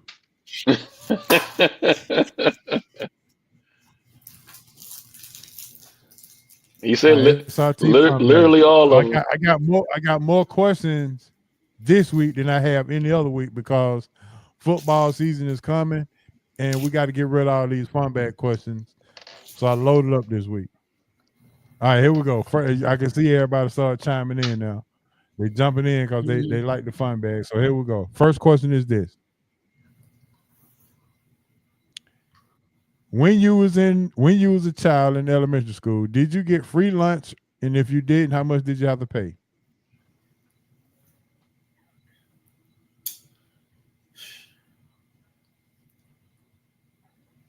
My mom was a school teacher, so yeah, I got free lunch. All right, Coach had to hook up. All right. Get them yellow cards where they put the punch in them. I always had two. I always had two. Make sure that girl didn't want to eat. Free, or did you pay? It depends on how my parents filled out the paperwork. So sometimes, some years it was free. Some years I had to pay. I got the discount. What do you remember? I honestly don't remember how much I had to pay. Everybody. It was blue. You got their free 99. It was I honestly don't remember how much I had to pay. Shoot, sometimes I would win it. I would lose it flipping coins, or I would win it flipping coins. Double up flipping coins, just depend. Yeah. I think it was free all the way through elementary school. When I got to high school, I think I had to pay 90 cents, but I made sure I ate in all 3 lunch periods though.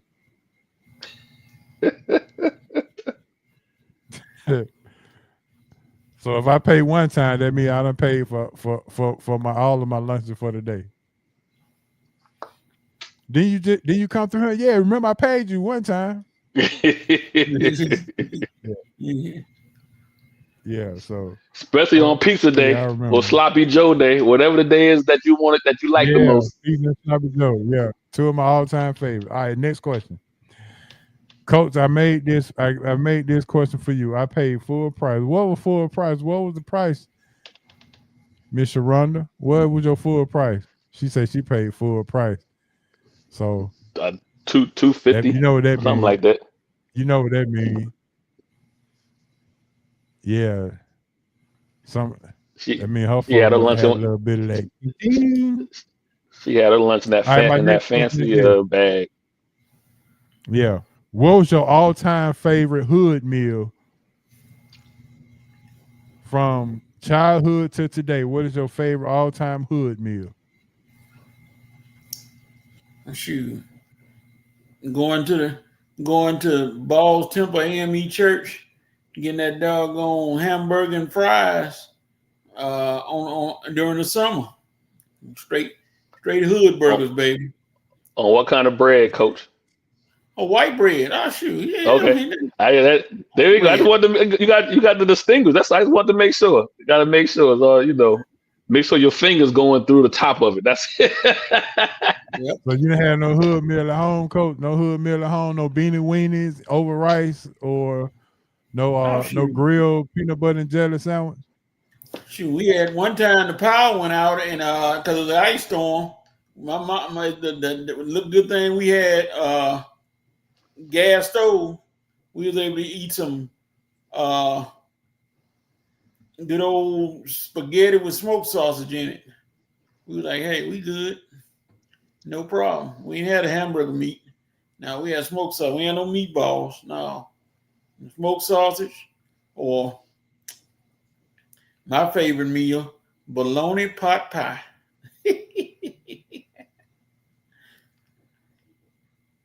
$2.10, she said, for her lunch. What was yours, Ace? Of bologna what?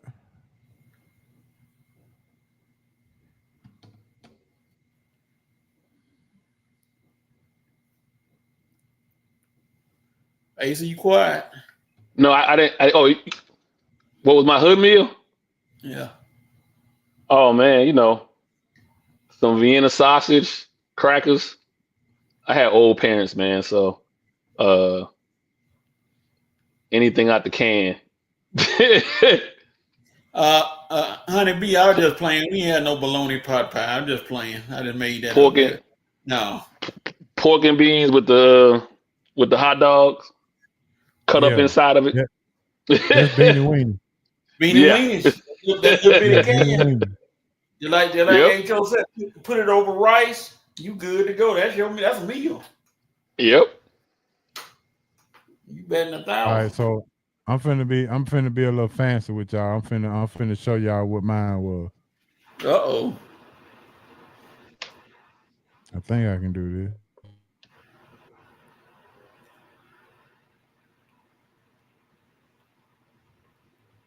Uh-oh, not that.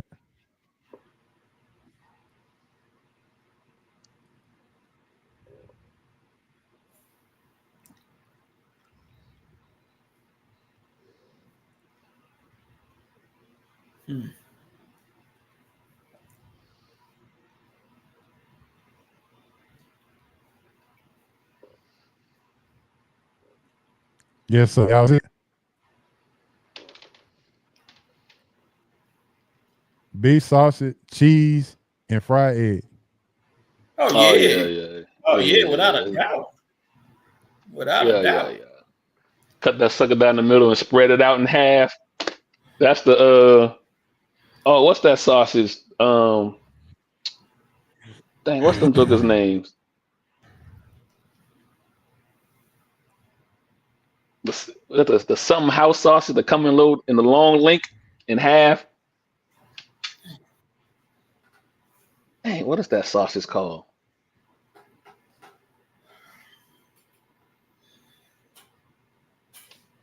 I'm not sure, but let me go to the next question. If there's a restaurant that you wanted to try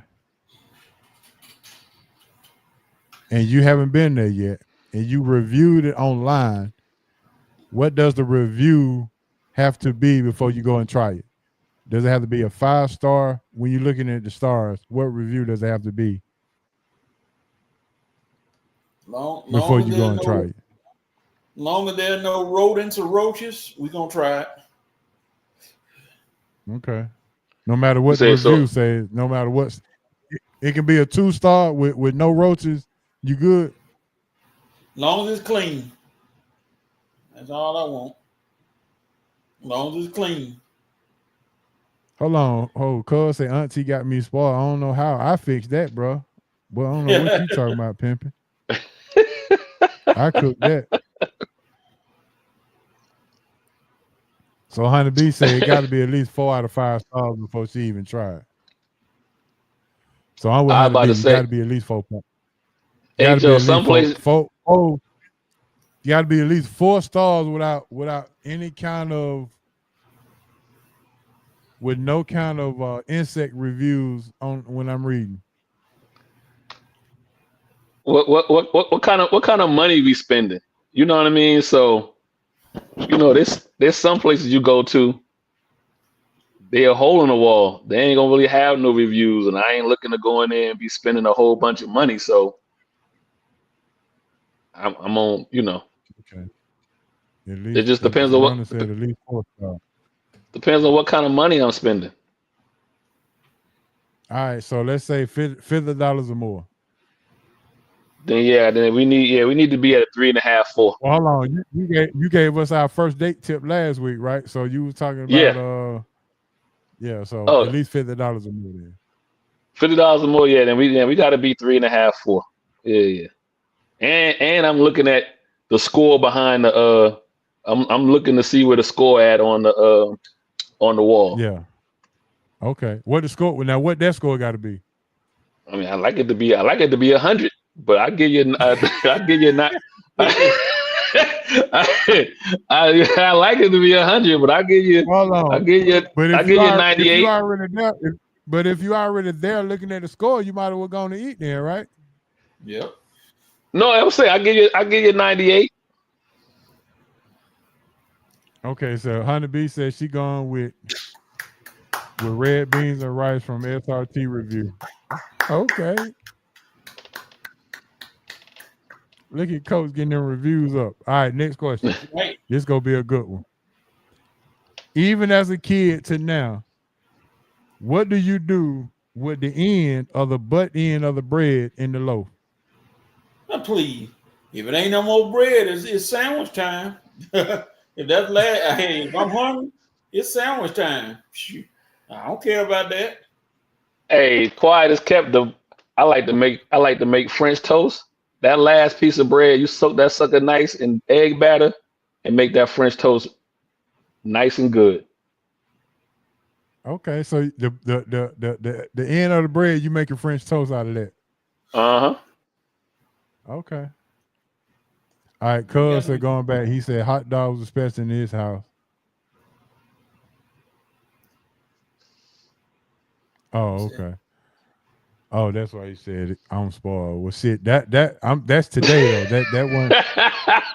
Yeah, I mean, I only, my dream was to never ride model again, and I completed that dream. The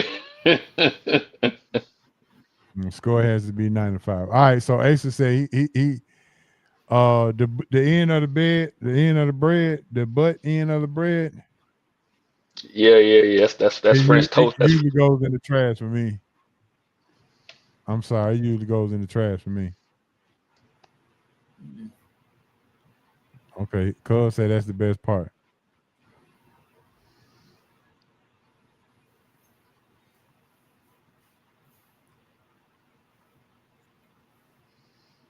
Okay. Now we're finna get into some black culture. Uh-oh. Black cards ripped.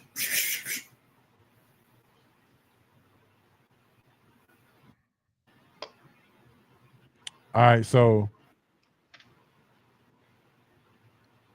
I'm not gonna say, I just say Caucasian. Caucasian says, here's the money I owe you. But the black culture says IAFAY. What is that? What is that acronym for?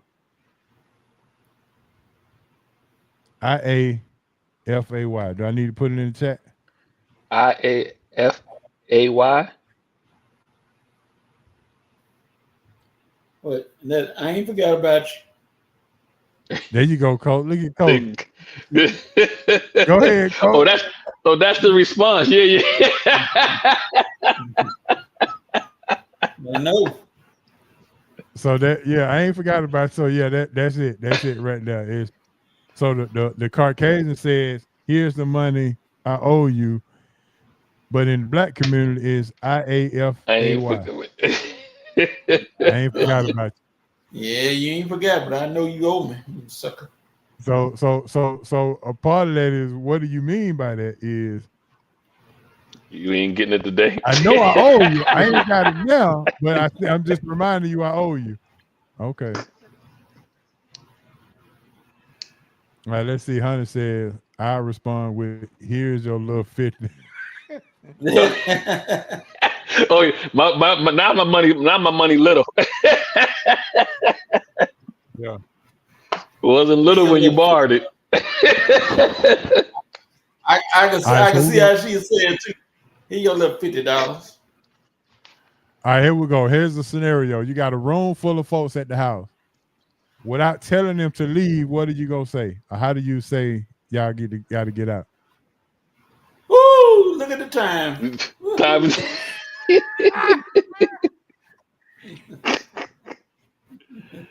See, you ain't got work tomorrow. That's the question. You ain't got work tomorrow. Man, I don't know why the doctor got me coming in at 8 in the morning. Go in the kitchen and change the trash bag out. Even though you probably got a good 2 days of trash that can be put in that bag, you go take the trash out and tie it up. I like dead. What y'all about to do? Yeah. What? Yeah, that's it right there. What y'all about to do?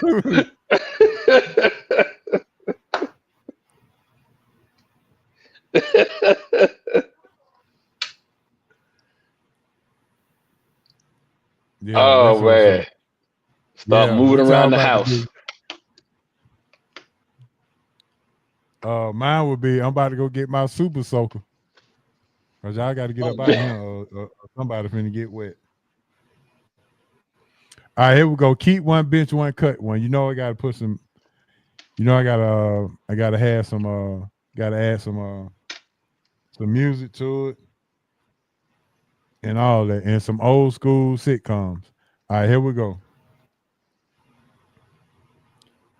Which had the most influence on you growing up? Keep one, bench one, cut one. Run DMC, Houdini, or Eric B. and Rakim?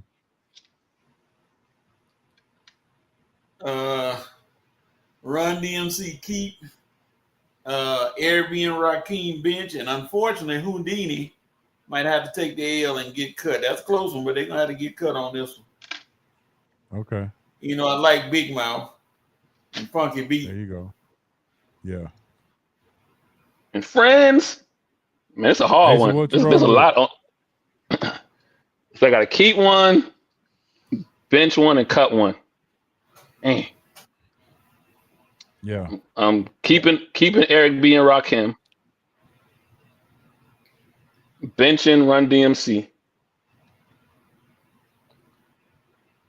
Man, actually, no. I'm keeping Eric B. and Rakim. I'm benching Houdini. The more I think about it, there's a few Houdini songs that I like, and then I'll cut Run DMC. What? You cutting the Kings of Rock? What? When you sit down and think and run through some of Houdini's, as I sit here and think about this. I'm not asking you to do it. I'm not asking you to do a verses. I'm asking you who had the most influence on you. I'm listening. I'm telling you, Eric B. and Rakim, Houdini, and then Run DMC. I mean, I'm Run DMC or wind up being last.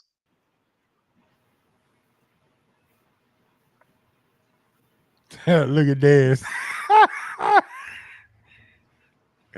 Yeah, I know that was a tough one, man, but that's why we have to do it, because we got to make it tough to make you choose. All right, the next one, sitcom. All right, Columbo, Matlock, and Perry Mason. You said Matlock, Columbo, and Perry Mason. Oh man. Yeah. Well, that's an easy one for me. Matlock stays because Matlock was so funny. Perry Mason. Oh no, Matlock, Columbo, Perry Mason gotta go. I'm sorry, Perry. Okay, I was finna say you cut Matlock, Coach. You were finna get cut. It's like Honey B finna get cut too. You can't cut my boy Columbo. Peter Falk. Oh, look at Cub trying to be he go say in one that Asa losing major stripes, but the only reason I had that music one up was because of he was a Buster Award last week because he never heard of Space Age Pimpin'. So I figured I'd throw something out there that you not heard. Oh, that's who talking about. I can't have H.O. He not even supposed to be able to comment on music for a while. You're not even supposed. You're not even supposed to be able to. You're not even supposed to comment on it for a while. I don't mind taking criticism. He got suspended, right? Yeah, he got suspended. I don't mind taking criticism, but I ain't gonna take criticism of somebody who don't know who 8 Ball and MJG is. Like, that's never gonna happen. Right? Yeah.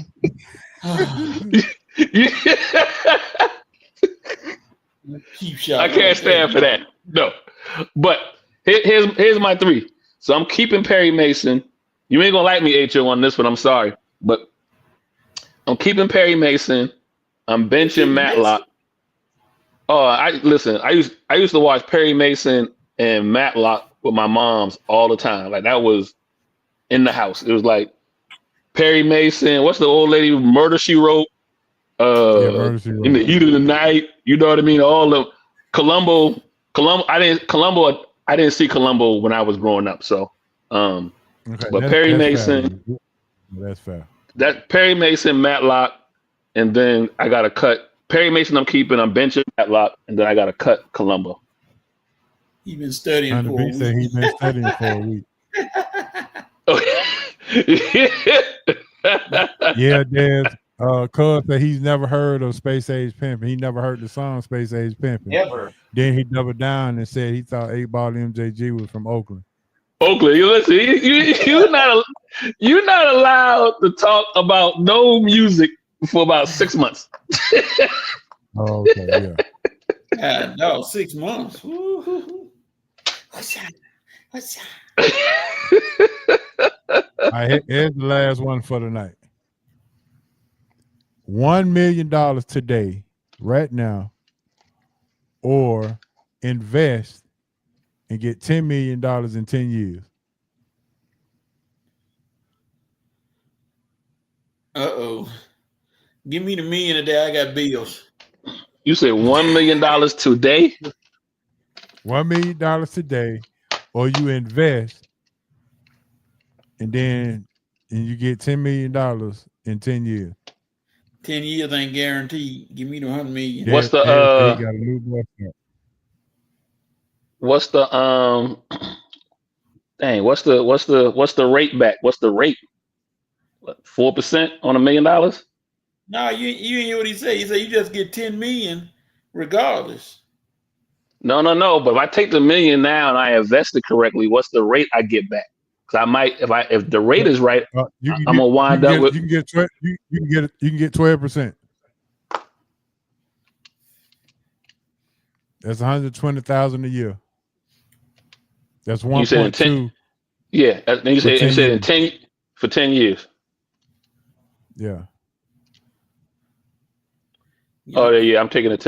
I'll invest and then wait for the 10 million. Well, no, yeah, I'll invest and wait for the 10 million. No, did I say 10 million? I'm sorry, I mean 100 million in 10 years.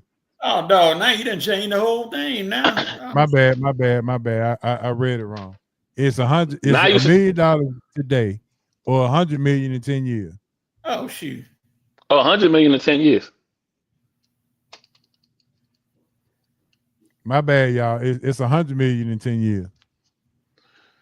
That's why I was asking the question about how much you invest. Like how much I'm on. Like, what's my return if I just take the million? Yeah, it's 100 million in 10 years.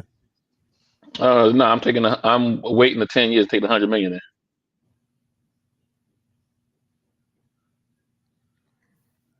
I do everything I can to give me 10 more years of life to make sure I get that 100 million. Yeah. The 1 million just take it today still ain't a bad deal if you invest it right on 12%. You know what I mean? But knowing what the end result's gonna be, now give me the 100 million.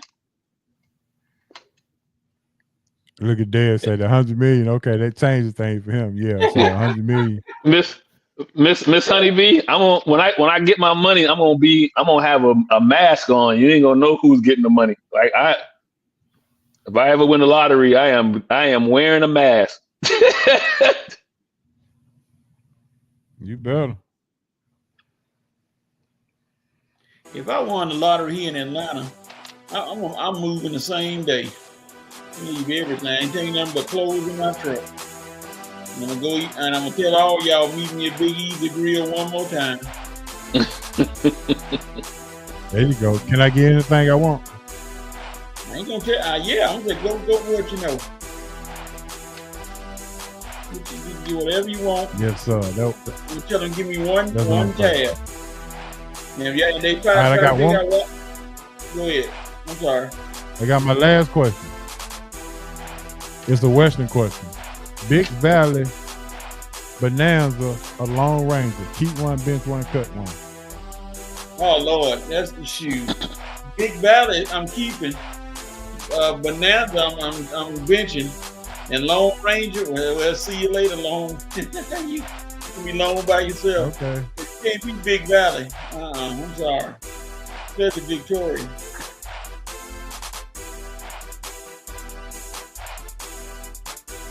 I'm not a Western guy, but I'm not a Western guy.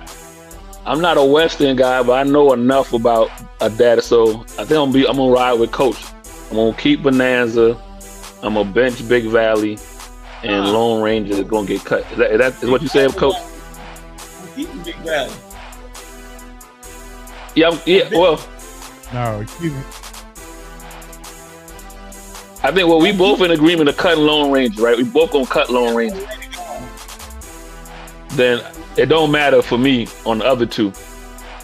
I'm gonna keep Bonanza. I know of Bonanza. I'm not all that familiar with Big Valley, so I'm gonna bench Big Valley, and then I'm gonna cut Lone Ranger. Host Cartwright, baby. Yeah. Matter of fact, last one. like, what? Go ahead. Nah, I said no lie. I was watching an old Western. I don't know why I was just watching. I had just stopped on one. It was the one where he rode into this town and he decided to become the sheriff. And the name of the title was like the day that the sheriff showed up, or the day that the sheriff became a sheriff. Something crazy like that. Don't ask me why I was sitting around watching late night Westerns, but might have been the gummy I ate. But anyway. All right, for those who remember, at the beginning of the show, I was trying to think of the director who lives in Auburn, who's from Auburn. Is the Kendrick brothers. Okay. The Kendrick brothers. I've heard it. From Auburn, Georgia. And I want to make sure I shout out to Gwinnetta Trice one more time. She texted me and said she wasn't able to get to the beginning of the show. And I'm giving her a very, very happy belated birthday shout out as she enjoyed her Taco Mac. And she's down in the great state of Georgia in Albany. They call it the Benny. And they pray, I'm telling you, they some praying folk down there, because I went through my situation and boy, she had the whole Dougherty County praying for me. And good. Brother must have been praying too, because I'm here doing the show.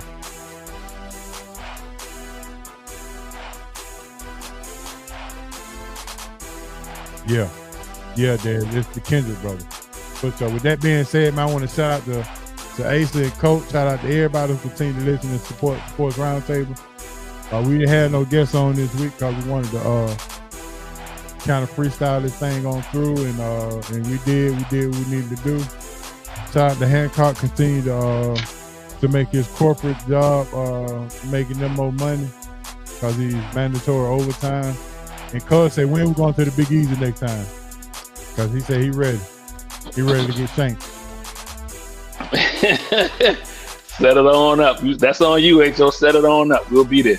Okay, I set it up, man. I set it up. But that's all I got. All right, Ace, so what you got for your shout out? Hey, man, shout out always to you and Coach, SRT family. Always a good time. Matter of fact, I'll send somebody that 8-ball MJG CD or whatever. I'll bring it with me if they come to Big Easy. Don't worry, he done got a whole lesson about it now. I'll bring him in, but now all seriousness, man, I always have a good time when I'm on. Again, shout out to you, Coach, SRT family. Check me out each and every Monday, 7 to 9. Just go to DNA Sports Talk, all social media. You'll find the link. It's football season. We back, so let's have a good time. And whoever wants that list, I'm gonna send it to you on the AFC West. I'll put it in writing on how it's gonna turn out this year. All right, Coach, it's on you, buddy. Shout out to everybody here on the show, YouTube guys, HO and Ace. Shout out to everybody who joined us today, our regulars and anybody that came in new. We appreciate it. Shout out to Red and Red. Red is doing big things out up north. Red is doing his thing down here.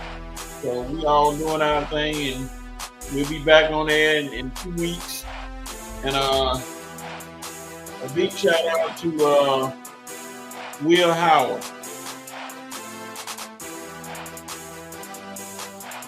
Why you shouting him out, Coach? Because he hurt. I want to get better. All right, there it is. All right, with that being said, man, for Asa, Coach Hancock, HO, and everybody who listen and tune in, continue to listen and tune in. I'm your main man, HO from Bankhead, RIP Moms and Pop, RIP BC. And with that being said, the SRT Fun Bag is still going strong. We'll have some more for you next week. And with that being said, we'll see y'all next week. SRT, and we out. Peace. Peace.